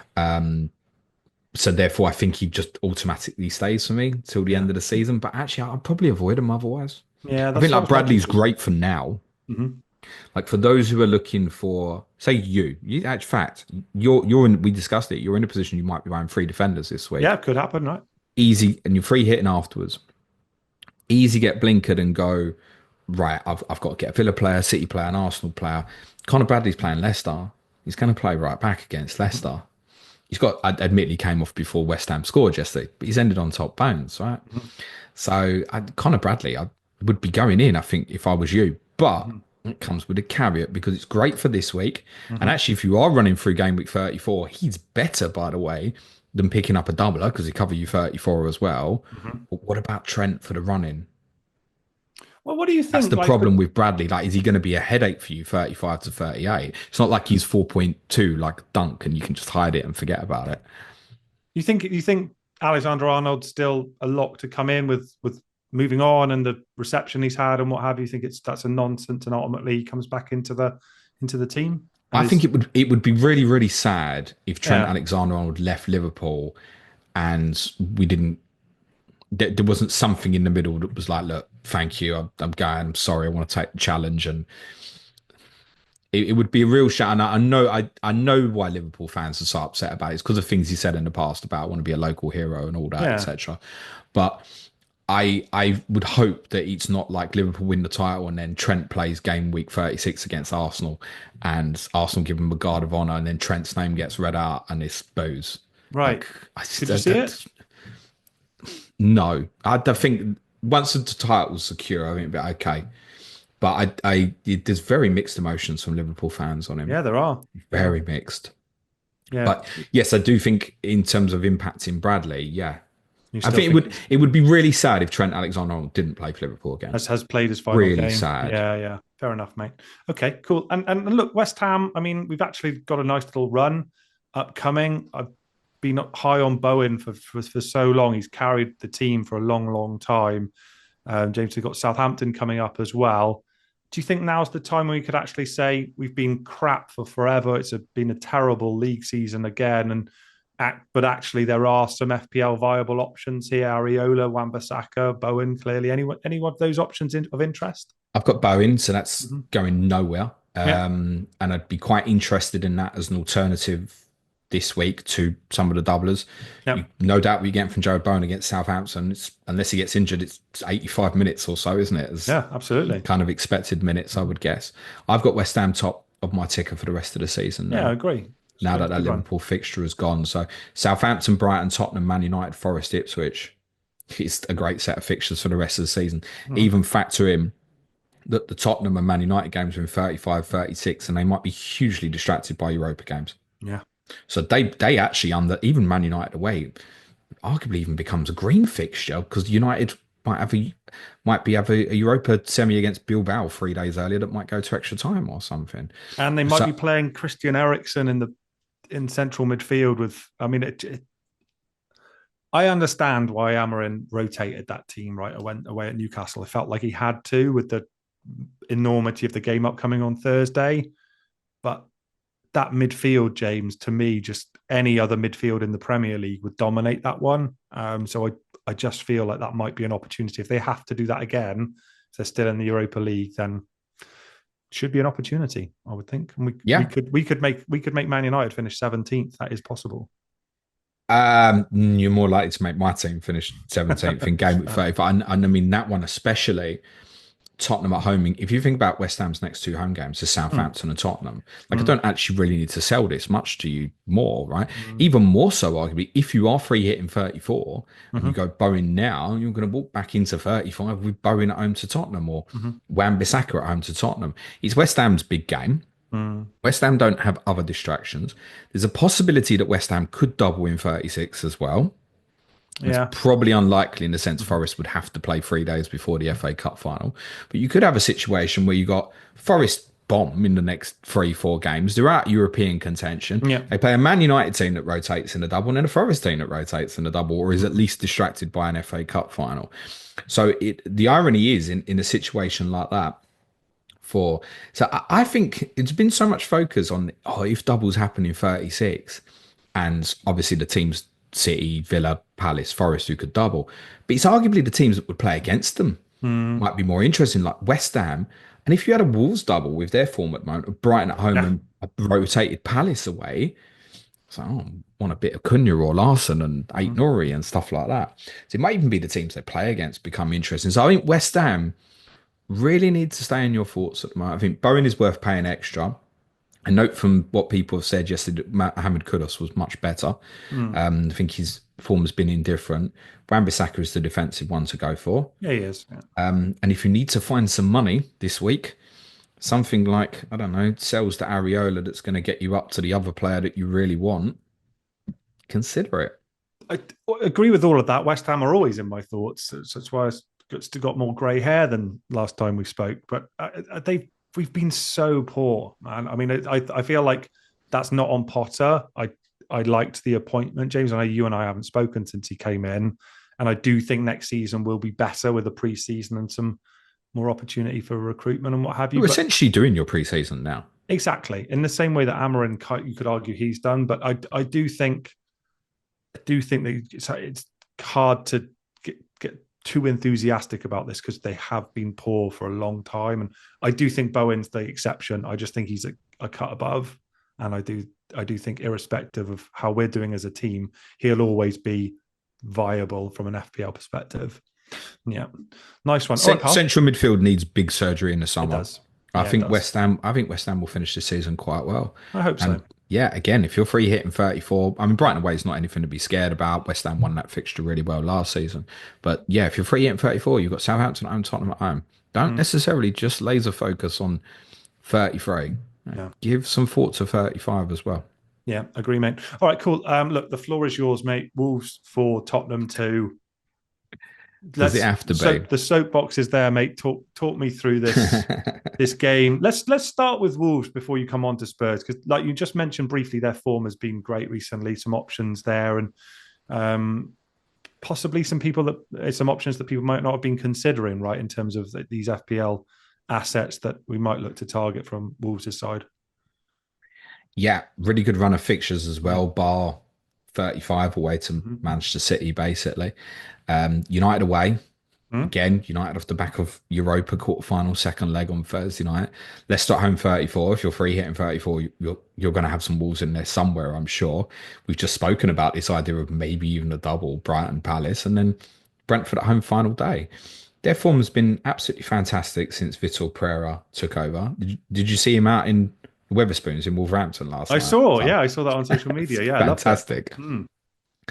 And he comes across well. I think he's really lifted that football club that was in kind of a real dark mood over the winter period with their form, and there was like the Cunha suspension, and the Fossen family is not going to put kind of more money in for transfers and stuff, and even things like Cunha's making some kind of daft like comments off the field. He got a great reception when he came on yesterday. He scored. It's like a hero. It's forgotten. We know he probably leaves in the summer. They've got some terrific footballers. There were a few that massively stood out yesterday. Bar one crazy idiotic pass of about 15 minutes ago. Emmanuel Agbadou at centre-back was outstanding. Okay. Teams will look at him as early as this summer if that continues. Because there's a lot of teams now looking at a back three. He would be a great signing for someone like yourselves, Tom, at West Ham. He looks a real good. What I didn't realise about him, and again, he had one idiotic pass, but his distribution into midfield was quite punchy and better than I thought it was, actually. And at Molineux, you're on quite a low level on the side. You can actually appreciate these passes can be more difficult to see than where I normally sit at Tottenham. I was really impressed with him. Physical, powerful at centre-back as well. Like was marshalling things, really good. That stood out as really impressive to me, was Emmanuel Agbadou at centre-back. And for FPL purposes, he's kind of fifth defender that's absolutely fine for the rest of the season if you don't have a bench boost left. In midfield, the two midfielder outstanding, Andre and João Gomez. Andre is more of the sitter. João Gomez is genuinely a brilliant footballer. Sorry, Wolves fans, he's not going to be with you for long. Brilliant. I think he would be, if Man City bought him tomorrow, I wouldn't be surprised. He's exactly the sort of player Man City needs, yeah. He's got it all. His work rate, he would be such a great compliment to Rodri. It's similar. You think Rodri sitting there dictating. Andre's kind of similar profile-ish sort of player. Man City lack energy massively in that area. I think someone like João Gomez would be an outstanding signing for them. Yeah. He seemed to get stronger the longer the game went on. Physically got everything, distribution on the ball outstanding, super player. Brilliant modern footballer. Okay, and let's talk around the sort of classic options. You mentioned them already, Aït-Nouri, Cunha and Strand Larsen. James, your thoughts around each of those, please? Because I'm sure FPL-wise, some of those might be in situ already. And for those remaining fixtures, who do you like from those three? On Aït-Nouri, who I know many people have called a troll this season. This is it. This is from my Wolves correspondent, Bradley Parker. Aït-Nouri is now third in Europe for goals and assists in the league for defenders. Wow. I presume that's top 5 leagues. Yeah. Bradley, that was just a comment he made on our Patreon network yesterday. He's on 10 attacking returns, maybe? Is it something? And we all think he's a troll. The reason he's a troll is because the returns have come when you didn't expect them. They got good fixtures to the end of the season. Aït-Nouri is right on radar for me. That's worth paying the extra over Agbadou. If you're sure Agbadou's good cover, it's not impossible to end up with both going into 34 on a wild card and going, right, I'm going to have Aït-Nouri for this run till the end. I'll play Agbadou in 34 because I'll need it, and then he can sit there and just in the shadows for the rest of the season. Yeah. Forwards wise, there's nothing in the midfield area as good as like João Gomez and Andre are in midfield, not really fancy assets. Yeah. And Manetzi and Bellegarde are not worth chasing after. So it is Cunha v Larsen. Now, I'd spoke this time last week and said, I have a feeling that Vitor Pereira will go with the same team because they've won 3 in a row. And with all the noise around Cunha and all the off-field stuff, I thought that's the way it'd go. He then told us on Friday that's what he was going to do. And he's like, we'll use Cunha to help us from the bench. They've won again, thoroughly deserved to do so. I presume Larsen starts again at Old Trafford. Now, for 34, many of you are going to free hit and see Leicester at home and want Cunha. For that specifically, Larsen might be the better call. Because if Wolves do go and win the Manchester United, I don't think Cunha starts at Man United. And if Wolves then go and win again, I don't think he starts against Leicester either. Okay. And Larsen's on a good little streak. He Scored in is. sort of 4 or 5 in a row. Yeah. I think if Cunha comes in the team, I don't think it's for Larsen. He will not drop Larsen at the moment. No. So it would have to be to supplement him and play kind of this more left-sided forward role. But the way they structure is almost like a defensive box off the ball, and it make it very difficult to play through them. Now, if you've got like a kind of a free spirit player like Cunha, that becomes a little bit easier. I don't think it's a guarantee you go back in while they're winning. I think when they don't win a game, he'll probably go back in, but I don't think it will be for Larsen. And I think when we head into 34, I think Larsen's going to be really popular for free hitters. I think definitely. There's a large number will end up going with him. If you look at forwards for 34, would maybe be of interest. But Chris Wood at home to Brentford. You've got maybe Visser away to Forest, but I don't think so on a free hit. So you instantly look at Wolves players. Evan Nilsson against Man United, maybe. You've got Fulham at Southampton, but you know what the problem with that is, isn't it? Minutes. Good luck guessing between Jimenez and Muniz, like which one's going to play. No idea. Isak against Ipswich is a shoe-in. There's no Liverpool forward against Tottenham. João Pedro against West Ham. You're going to want Larsen, I think. Both? Would you do, James? If on a free hit, I think if you thought both were going to play, there'd be every reason to say, yeah, Cunha, Larsen, Isak. Okay, nice one. Every chance. Like it. And let's give you some chance to talk around Tottenham then, mate. So obviously you got this monumentally big game on Thursday. Just trying to hide that, Tom. Thanks, mate. I mean, I'd listened to Postecoglou's interview afterwards, and he went. Glad you did. I didn't. He majored heavily on the individual errors rather than the team performance. Do you think that's a fair observation? Do you think the goals were down to individual errors rather than something systematic or something deeper than that? What's your read? Bit of both. It's also, it was kind of similar to when we lost at Fulham, very different game, but we lost at Fulham and it was like at 0-0, it was fine. Yeah. And then as soon as we conceded, it was like the fan base had decided the world came to an end. Now this was different, right? Because Wolves were 1-0 up in like side a minute. And there's key personnel who you'd normally trust, who have played in a rotated team and made cock-ups. Vicario on the first, Vicario and Romero on the second, Romero on the third. And pretty much our only bright shining light in 2025 has been Lucas Bergvall, and he does something ridiculous on the fourth goal as well. So there's a point then. There's not to take anything away from Wolves, but yeah, clearly those are individual errors. And by the way, Wolves had some good, like structured play in the game and didn't score from some other good chances that they had. Well deserving winners. But it's a halfway house here. Angie's done. It's clear. And I think if we lose Thursday night, I think there's every chance he won't be manager on Monday for the Forest game. The fans are just way too far gone. I don't even think winning Europa League would change anything now. I think he's gone. But clearly he's going to stay in charge while we stay in the Thursday club. But also, yesterday doesn't matter. We're at the stage, it's so bad now. It doesn't matter if we lose 15 games, 17 games, 20 games, 22 games. It doesn't matter. It's all about the Thursday stuff. So I don't want to label too much criticism at that. You are sending signals before you even start a game, right? You did a press comments on Friday and you're saying, well, we're going to freshen up the team. We've got to save some legs for Thursday. So it's obvious.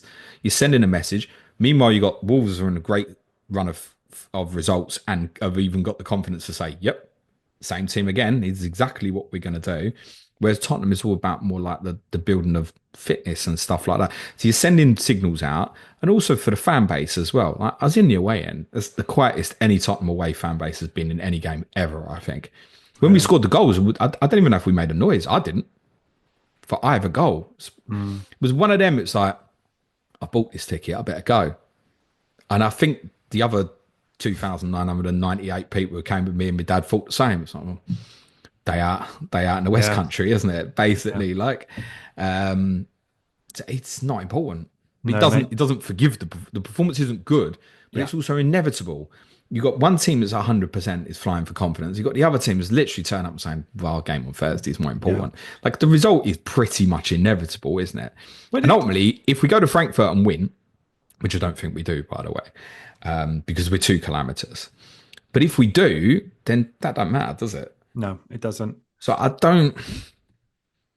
doesn't matter. I agree, mate. What good would it have done me? If we won yesterday and won 4-0 and played brilliant football and then go and get spanked at Frankfurt on Thursday, Sunday would soon get, we played well at Wolves. Yeah, it wouldn't happen, would it? It No, doesn't matter. We will probably finish 17th from here, being genuinely serious. FPL wise, James, hard avoid. Yeah. Tottenham be bottom, generally Yeah, bottom of my ticker for the rest of the season. I think yeah. but Forest, Liverpool, West Ham away is a harder game than it is for the average team. Palace at home, Villa away, Brighton at home. I mean, it's conceivable Tottenham don't get another point this season. It's crazy, isn't it? And you don't even know what the team's going to be. So No. if Tottenham stay in Europe as well, it's almost the fringe guys who might be good for like a little rogue punt. Like I'd said, Johnson is like rogue for Southampton at home last week, but we also don't have a fixture left like Southampton. There's nothing there to chase. If Tottenham double in 36, which is possible, what are you going to? Yeah, I wouldn't know. I'd be asking you the same, and I don't know what the answer would be. No. All right. It might drop at a time, but also as well, it's even more complicated in the sense that actually, and this is important for Thursday night, everyone's fit. He could potentially, for pretty much the first time this season, play what he believes is his strongest team on Thursday night. Son's all right then, James, is he? We think so, yeah. Minor foot injury, Yeah. odd a bare little hamstring problem, maybe, but he could, in theory, play like Kulusevski on the right, Son left, Solanke up front. Even Richarlison's fit. And Richarlison, to be fair, yeah, it's good for a goal off the bench and stuff. Solanke's not played well since he's come back from injury, although the service he gets is disgusting. Kulusevski coming back in as well. I didn't realise that, James, as well. So he's getting some minutes then. Well, yeah, that was the plus of yesterday was Kulusevski being back available and possibly having a chance to play Thursday. And he's a very fit player anyway. Ange, he's one of the few that Ange quite often be like, yeah, you're a 90-minute man. So there's a possibility that he may wait. What is there to lose? You might as well play him on Thursday night, and then he shouldn't play against Nottingham Forest on the Monday. And that's kind of how it's gonna be. I think like Tottenham will pick a team on Monday night against Nottingham Forest that is based on the recovery of legs from Thursday, or I don't know, Ryan Mason will be managing the team and he'll go, I want to pick my strongest team and we're out of Europe, so you might as well we'll do it. So there's a big consequence of whatever the result is on Thursday to obviously not in the Forest next week. And I know a number of you were thinking about bench boosting with the likes of Milenkovic or Williams. Obviously, if Tottenham go through, I think that's a bit better for the Forest assets because it just adds more to the narrative that it's just about Thursday that matters. So yeah, it's a mess at the moment. Yesterday was shy, but I don't really feel any different about Tottenham to how I felt 24 hours ago. Yesterday, why would you? Irrelevance. That's a good segue, James, to the Newcastle Man United game. Newcastle 4, Man United 1, because everything that you've described there from a Newcastle perspective, you could substitute Man United in for, right? With the personnel that they chose, the crap result could have been more. They also could finish 17th, right? It feels like all the onus is on their Thursday, their home game against Lyon, right? And we can't read too much into the team or the personnel that was picked for this Newcastle game. Start with Man United, right? Because their entire focus is on the Europa League. You've got this preposterous situation when you guys could legit finish fourth from bottom and qualify for the Champions League. Well, there is a possibility here that the Europa League final, very small by the way, but the Europa League final will be between the teams that finish 17th and 16th in the Premier League. It could happen. Yeah. it's insanity, isn't it? Yeah. Let's talk about Man United first of all, James. They've actually defended, I think, okay when they've had their strongest defence, which they did not have, and the midfield was, I would say, completely torn apart against a very good Newcastle team, admittedly, as well. Bruno Fernandes, I guess, is the one who always attracts attention as well, FPL-wise. Just taking them as a collective, do you like anything about this Man United team down the stretch? For fantasy? Yeah. No, I don't think the fixtures are strong enough. No. I think for this week specifically, subject to obviously what happens Thursday night, there might be a few things for free hit. I think free hitters should consider Bruno Fernandes. Okay. Like if you're falling over yourself, like, oh, is Savinho going to play this many minutes and stuff like that? Well, you know what you get from Bruno. And Bruno's the one that doesn't matter what the team is on Thursday. If it's extra time, Bruno will still play against Wolves on Sunday. Yeah. And admittedly, it's a Wolves side in great form, but even Tottenham scored twice against them yesterday.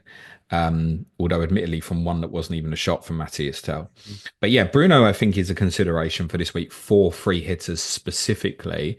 I think most who owned him have probably already come off. Yeah, I think he looked tired, James. For the first time, I thought, understandably, in the Newcastle game. Same for Dallo, who seems to play every minute as well. But they're being flogged now, those two. He must have a backache pretty bad. Yeah. In fairness to him. Yeah. Because what he carries there, he's such a brilliant. I actually think he's had an outstanding season. I think he's got better the longer it's gone on. I've not seen enough of the game yesterday. I think it's fatigue, but there may well be a case there, Tom, that he knows the game's got away from him, and even he's like, I've got to save myself a bit. There could be something. I wouldn't be surprised. So, yeah, I mean, if you took him out of that team, how do you feel about it? I mean, it's dreadful. I think one thing I wanted to get, Xerxes obviously came off with a hamstring injury. I've not seen the news this morning if there's been any prognosis on that, but he actually looked good prior to that. I think actually I don't see him as a 9 personally. Fernandes had one brilliant routine, didn't they? Beautiful move. Yeah, really lovely move. But I mean, presumably he'll be out of the game on Thursday because it looked hamstring related. Another massive loss because that means total reliance on Rasmus Højlund, who's had a wretched time. I feel a bit of sympathy for Rasmus actually because I feel like he hasn't had anyone to learn from, and he's been playing. It might even do him a favour though. It might be that it's like, well, you've got to play. Yeah, and not thinking, 60 minutes I haven't scored, I'm coming off in a minute. Yeah. It might be that he does him a favour, possibly.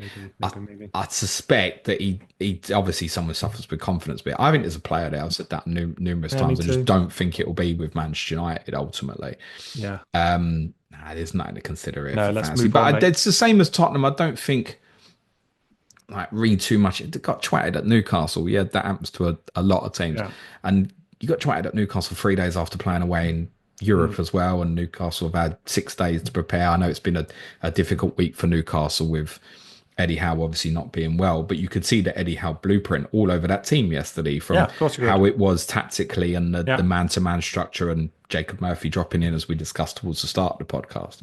Yeah. So, yeah, I think for United, that bad day, fine, move on. Thursday's more important, isn't it? Yeah. And probably the interesting bit here is it's not much for fantasy, is around Onana and obviously Binder playing. Yeah. And what happens next. I'd say one thing I'd say about Onana, he makes a lot of mistakes. And mainly ones that feel like they're close to his body, which is strange, but it's something he struggles with. I know it's getting down low near him. It seems it's like the closer it is to him, the more likely he is to make a mistake because he's capable of the worldie save. But I was thinking about this yesterday on the way up to Wolves, actually, when it kind of was coming out. I was like, look, he's not travelled. I'm thinking about watching the Champions League final, Man City and Inter, and watched it with a load of patrons upstairs in our studio. I'm raving about how good he was. He was outstanding. Yeah, it was... because the distribution is like, wow. When was the last time you watched him for Manchester United? I thought, Onana's distribution is quite something. It's actually been noticeably bad, I would argue, James. So it's not even like indifferent. I'd say his distribution has been subpar. But I don't think the way they're structured now isn't brave enough. Yeah. That's fine. That's how they're playing. Brave enough to allow him to play line-breaking passes that we saw in a Champions League final. So now, if you haven't got him in terms of like an outlet as a weapon for you, because I remember even the first games with United thinking, it's no point going to press him. He's so comfortable on the ball. So you've lost the one unique aspect you've got of your goalkeeper about him being great on the ball. So now you are just purely judging him on his shot-stopping ability, which is clearly that's not top level. No. So, not that Binder covered himself in glory yesterday. Well, I thought the fourth goal was a horrific mistake, wasn't it? I think the other finishes were good as well. But look, neither of them represent great options, do they? Maybe they can persuade Tom Heaton to dust off the gloves properly. Binder, it depends what you've seen, right? People who only saw the FA Cup tie at Arsenal were like, oh, he was amazing. He did well in the shootout. He saved the penalty during normal time from Odegaard as well, I think, didn't he? But then, like 3 weeks earlier, he played League Cup quarterfinal at Tottenham. He was disastrous. Really bad. Yeah, I think he commands his box a little bit better, but I don't think he's a great goalkeeper. Look, I don't think Man United represent great options, do they, James, from what we've said? Maybe Bruno Fernandes is the one that you'd argue is still viable. Newcastle, I wanted to get your thoughts, right? So they played really well. Say they won really comfortably. Lots of good assets over the course of the season, having a great time of it. Still got every chance of finishing top 5. Won a trophy. hopefully Eddie Howe's okay and what have you. But for someone like me, James, who's got travelled up with them, where should I be looking, or should I be retaining any Newcastle for this? What at large? What do you think Newcastle is as an So FPL you've got collective? Isak, Murphy, Burn, haven't you? Yes, that's right. And you ideally want a bench boost this week. I I think think, so, yeah. And I got 3 free transfers, yeah, and I'm happy to take a fourth transfer if I I'd have to. definitely be moving Burn on. You're Yes. free hitting 34 as well. So, you can have it back for Ipswich at home if that's what you want. Mm-hmm. Then the fixtures afterwards, Brighton away, Chelsea at home, Arsenal away, don't scream Not great. defensive Yeah. returns. So I think you'd move that on. Yeah. Murphy and Isak, I mean, again, Murphy, he's basically returned 1 in 2 Yeah. throughout the season, better than that. Mm-hmm. So if you bench boost with that, could he nick you a cheeky goal or an assist? Villa fans will tell you they always concede 1. Mm. So Murphy for Isak at the weekend, you're laughing, aren't you? I wouldn't rule it out. Yeah. I don't If think it's helpful Isak's for Newcastle that it's obviously, and you do need to factor this in for the weekend, that it's United Sunday, Palace Wednesday, Villa Saturday. Mhm. But I think because they haven't had the European involvement this year, I think largely it will be the same team again for Wednesday night, and then just check on bodies again going into the Villa game. Yeah. But if you're like an Anthony Gordon owner at the moment, I think you're thinking shit Yeah. because by all accounts Harvey Barnes was superb yesterday, and I Well, think you know what? he's been playing well anyway. Do you know what, James? It feels like his name always comes up whenever I join you on a show. There's always a reason that Harvey Barnes is in the conversation, as whether or not it's like a prospect or has good performance, his finishing, etc. I know you and I have talked really highly about him over the last several seasons. What do you think, man? Do you think he's in Newcastle's strongest 11? No, I think if Newcastle were playing Liverpool away game week 1 next season, I think Mm-hmm. Gordon starts to Okay. sell it like Yeah. that. But I don't think there's a strong enough reason at this moment to take Harvey Barnes out of that team. Now, No. also as a consequence for you to think about is when you hit Saturday, if Barnes has another good night Wednesday, and maybe say if he comes off, maybe as an early sub or something, could it be that Gordon plays on the right at Villa? Yeah. Interesting. Interesting. Now, I think because Villa can have a bit of a lean to the left-hand side, I think that probably doesn't happen actually. But you might have a position where maybe Murphy doesn't start Okay. at Villa at the weekend. And you may also want to factor Alexander Isak's recovery. I know there's obviously a lot of triple captainers are disappointed in that there at the moment. I think it's more the disappointment that he only got an assist and Newcastle got 4 Yeah. off the back of scoring 3 last week and him having no returns. So Newcastle scored 7 goals and he's only got an assist. Mm-hmm. Do you think he's up to full strength, James? Do you think he's Yeah, I've no concerns, man. Yeah. I just think like differently yesterday. It's a great little assist for Tonali. The rebound one, he kind of ends up putting it straight at Bienda, but it falls onto his left foot. So I think he's just concentrating about the contact. And ultimately, the big moments yesterday in the second half just fell to Barnes. Or actually, even if you look at Guimaraes' goal, he could give Isak an open goal if he passes it. No one's blaming him for shooting. He scores correctly. But he could put it on a plate for Isak. So no, I wouldn't have any concerns for Alexander Isak. And also with a triple captaincy, I'd almost look. All I ever think when I triple captain someone, don't like blank. I'd be happy with it personally. I'm thinking he's got something. I would always think, right, if I can get me 10 points on triple captain, so like over 2 games, 5 points twice. What do we? It's like we have this because I'm triple captain. I'm expecting like the Mo Salah 29.8. It's so rare to hit it. I know, mate. I think people forget as well that if you're not on triple captain, you've probably almost certainly got the armband on him. So it's the jeopardy's not. If he scores big. Wednesday night, he probably gets an 8 or 9 pointer and Yeah. ends on 13 or 14 points. Yeah, It's fine. great. Yeah, it's better than fine, isn't it?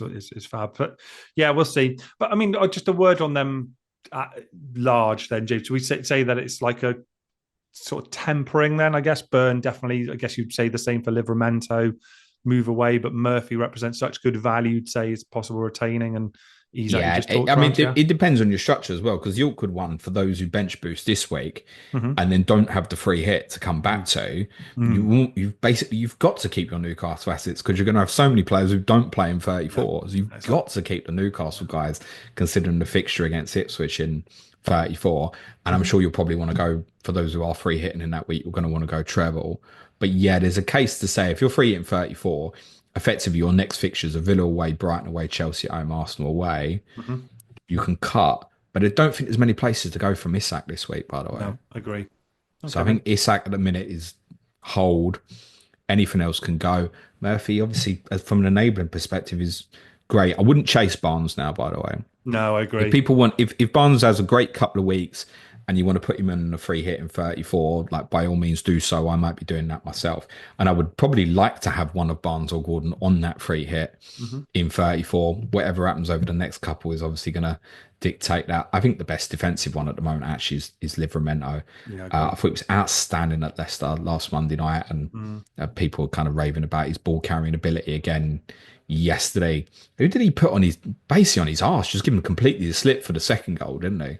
Oh, was that Dallo? I can't remember. I don't, or maybe It Mazraoui. probably was. Yeah, probably Dallo. Yeah, I think he's a terrific player. We thought that. I think again we talked around him before he even signed for them. He looked a real prospect as well. I think just a final word on Harvey Barnes. He does strike me as the one who's got that super high ceiling. James, you could see in any given game week him going for an awful lot of points, couldn't you? Oh, so, yeah. And a free hit. I do like Yeah, that. Barnes is someone who I think could be, in any kind of FPL period, something like 2-5, 2-2, 16 kind of exactly. Gig. Yeah. And if you that catch sort of that player. 16, definitely. Mate, that rounds it off. That's all the fixtures. So we've probably gone long, but I've enjoyed it and hopefully the listeners have too. So that's your game week 32 wrapped up. Thank you very much, Tom. Do you want to got time for a couple of questions? Yeah, let's do it. If you want to cover a couple off, who's covering this, Tom? Me or you? Do you want to pose them, James? Because you probably got them on screen, and I haven't right now. I can grab them if not, but no, it's fine. And while I blag it, can everybody just know who bought me this mug? Ah, there we go. This mug that I drink all the time on this podcast. My name is James Tottenham and Proud. It was bought for me by Tom. Thank you, Tom. Kind gentleman. Gosh, that's a while back. Yeah. And I decided to go the official FPL account rather than my own Twitter account to try and find some of these questions. Let's see what we've got. Lee, FPL Hall of Fame, best free City assets and best Villa mids for Game Week 33. Well, why don't we take the City ones first? So we're high on Mamouche, right? I think in terms of use, I've already suggested potential captain for you as well, James. Should we say it a different way? What would, if we were free hitting this week, what would we pick? I'd have Mamouche, Vardial. I'm just trying to think whether or not I'd probably go KDB now, based on the fact he's pain-free, as he said. And like you say, it's such a short-term setup that we think is going to be accommodated. So those would be my three. What do you reckon? I think it's them. The other line to obviously keep an eye on this week, maybe for free hitters, is Ederson's injury, who obviously came with a groin problem towards the end. Like it might be that Ortega's going to get the double. That's Ederson has never fucked up the FPL community around double and blank season ever before historically. So his timing appears very apt again. Yeah, I think I would maybe just go Vardiol and Marmouche. I don't know if I'd go KDB because once I would put Salah and Saka in. So then is it affordable? Might become a push. Maybe. Villa assets are difficult to pick at this moment. I think we said just Rodgers would go in. Rodgers, yeah.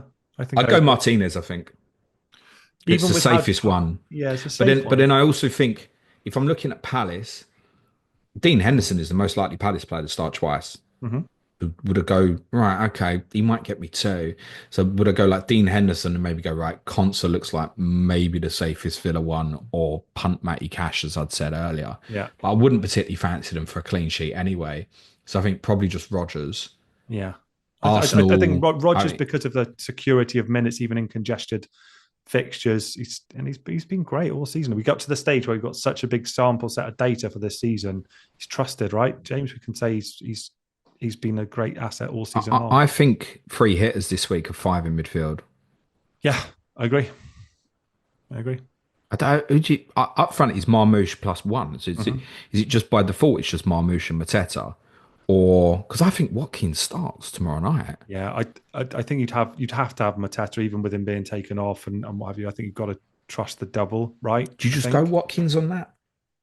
I think I like the 5 in midfield, James. I think that's probably the way I'd lean personally. Yeah, but because I think the two best single game week players this week, I think are Salah and Bowen. Yeah. So if I've gone Salah, Bowen, I've gone Rodgers, Saka. Now I've only got one more. So that's where I think most will land with 5 in midfield, actually. Yeah, no, I agree. I found the questions now, James. We've got FPL Blue Lion saying that he's asking who to get in for Gabriel. Interesting, because I've got the same quandary. I've still got him sitting on my bench and wanted to accrue the free transfers. Is there anyone specifically that you'd be saying this defender needs to be in your 5? Yeah, I think you know the answer, don't you? Go on. It's Saliba. It's boring and straightforward, I'm afraid. Yeah. I think he's the way to play that. I really think, subject to your strategy, and if it is a really short-term call, I really think Connor Bradley should be strongly considered. Yeah. He arguably would go in on a free hit this week as well. I've got Raya already, James. So I've got Raya and Saka in the team already. And I wondered whether or not that third Arsenal asset could potentially be an offensive-looking player. But from what we discussed earlier, the answer is probably no. So I think probably it is just a straightforward sideways to Saliba. I don't know how many... If you have treble Arsenal, this is the problem. You're going treble Arsenal, and then you free hit 34, you land 35 with that Bournemouth game. With arguably, probably the title is literally officially gone. Champions League games before and afterwards. And then the following week to go to Liverpool. You don't really want any of it. No. But you do want it now, I think. Yeah, agree.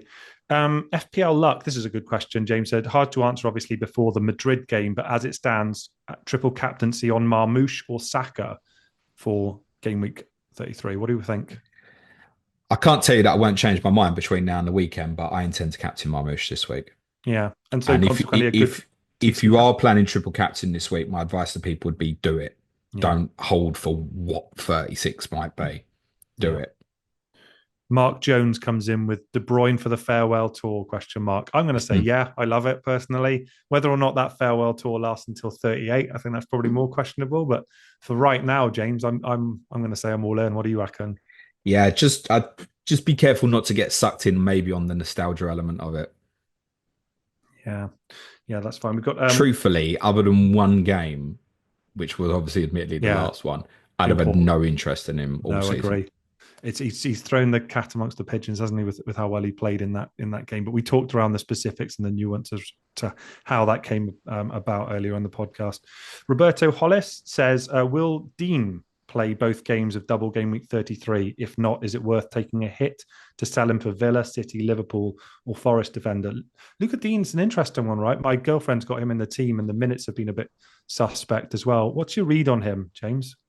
Well, he plays PSG tomorrow night, so then it's the same thing. Does he play Newcastle City and then the Cup semi-final? Yeah. I would think that he would want to play Luca Dean against Palace, almost arguably the most. Yeah. Okay. Actually, because of the way Murphy plays in Newcastle, I could see a scenario where Maatsen plays against Newcastle. Okay, interesting. It's so difficult with this Villa personnel, it really is. Nightmare. It really is tough, definitely. Cheeto Chip comes in with saying, would you sanction a hit to replace Jacob Murphy with a doubling mid if on bench boost next week? Thinking one of the Villa guys or Marino. What do you reckon? Yeah, I mean, it's subject to how you feel about Marino and Rodgers, I think, as and when the weekend comes round. There's a case to say yes, maybe for Rodgers, because he's legit indestructible. We now know that for certain. Marino's a really interesting one, maybe, subject to how you feel sitting for Friday, because ultimately you've potentially got the OOP Arsenal striker, and we're not speaking about it enough. And I think that's likely to be the way it stays for 33. Yeah, I agree. And last one here, James, we've got Theo Crowty saying, what are your thoughts on Mateta's early sub and what does it mean in terms of his ex-mins in game week 33? We talked briefly around the tactical sub that saw Mateta hooked at half-time and the acknowledgement that Glasner had made afterwards. What do you think in terms of minutes following on in 33? I think what it was, I don't think it's a major concern because playing against City is unlike playing against anyone else. Yeah, I think he was really concerned about what City were doing in the half-space pockets and the midfield two getting drawn to go in there, which was a consequence, was also leaving centre-backs having to step against KDB. And quite often you were having the three centre-backs and which one's stepping out into half spaces or which one's stepping against KDB. And they couldn't be aggressive enough. No. So I think what he thought is, right, well, the quickest and easiest way to shut this down now is to put a blanket of three in front. And rather than leaving them short on the counter-attack, he thought, well, if we win it back, Sarr and Eze are the ball carriers for me. Them as the two forwards is more suitable at this moment rather than Mateta. And I just think it was a tactical thing. And I don't think it's anything that any Mateta owner should be particularly concerned about. but it's the same as with all the assets. And, you know, like, and Ketcher for me will play at Arsenal next week. Mm-hmm. But Mateta should, I think, will play close to 90 against Newcastle and close to 90 against Bournemouth, having had those 45. There's possibly something he was unhappy with in terms of stopping the passing lines and stuff. But again, I think playing against City is different to anybody else, and I wouldn't stress about it. No, cool. That wraps things up, mate. Good stuff. One more for you. This is from FPL Rue on Blue Sky. Okay. Nice. I guess this is in relation to Marco Asensio a little bit. Yeah. Should a player receive an assist for missing a penalty? Obviously, if it's a shot, isn't it? And you score from the rebound. Yeah, I'm just trying to think. I think because you get punished for the penalty with negatives, I'm going to say for FPL purposes, I'm all right with it. How about you? At least Asensio owners did get the 1 point gain from the second penalty rather than the another -2. So ultimately, it's a shot on goal. Yeah. I'd probably more rather that they just did away with that as a rule, i.e. block shot. He's not an assist. Mm-hmm. You know, or scoring from a rebound. He's not an assist. For FPL purposes, I get it, but it probably more likely would rather just remove shots that are blocked or saved and then converted on a rebound be an assist. I'd just get rid of them. I agree, and I think I understand why you're coming. Because to me, James, the concept of assist is an intention to create a goal. Correct, not shoot a goal. Exactly. I don't feel like that is the intention. You're not planning to hit the woodwork or have it saved and come back into play. So I think the whole thing is they should trust an element of subjectivity. And like, you know, when those like crosses, a whipped in cross just to get a tiny little nick from someone and they then get the assist, but it clearly wasn't intended. I personally would be fine with them saying there'll be a decision made as to whether or not there was intent there, and you guys have just got to suck it up and get on with it. I would be fine with that, but it won't happen. Okay, agreed. Yeah. Tom, thank you both so much. Anything you want to plug before we finish, mate? No, all good. We've probably gone super long because you and I like talking when we get on a podcast together, but I have loved every minute of it, mate, and hopefully the listeners have too. So thanks for the invite. Thank you very much, mate. We'll see you again soon, mate. Good luck for the rest of the FPL campaign. Yeah. Yes, quiz, obviously, at the end of the year, no doubt. Maybe before then, mate. I hope so. Tomorrow, Ask James stream is going to be at 2 p.m. UK time. There's no Ask James on Friday because I'm going to be in Germany and it's bank holiday. So sorry, there's no content on Friday. And the Gameweek Review podcast will be next Tuesday, by the way, because it's a bank holiday here in the UK next Monday. I've got Clash of Correspondence for you on Wednesday. Ipswich versus Arsenal with Paul Gort-Allen and Adam Pritchard. And on Thursday, COTC as well. West Ham United versus Southampton with Chris Stone and Matt Samuel. As ever, if you want to support the show, it's www.patreon.com/Planet FPL. If you're watching on YouTube, smash a like, hit the sub. And for those listening on the audio, a 5-star review goes a really long way. Please be nice to each other, everyone. Play it your way and cue music, please, man child.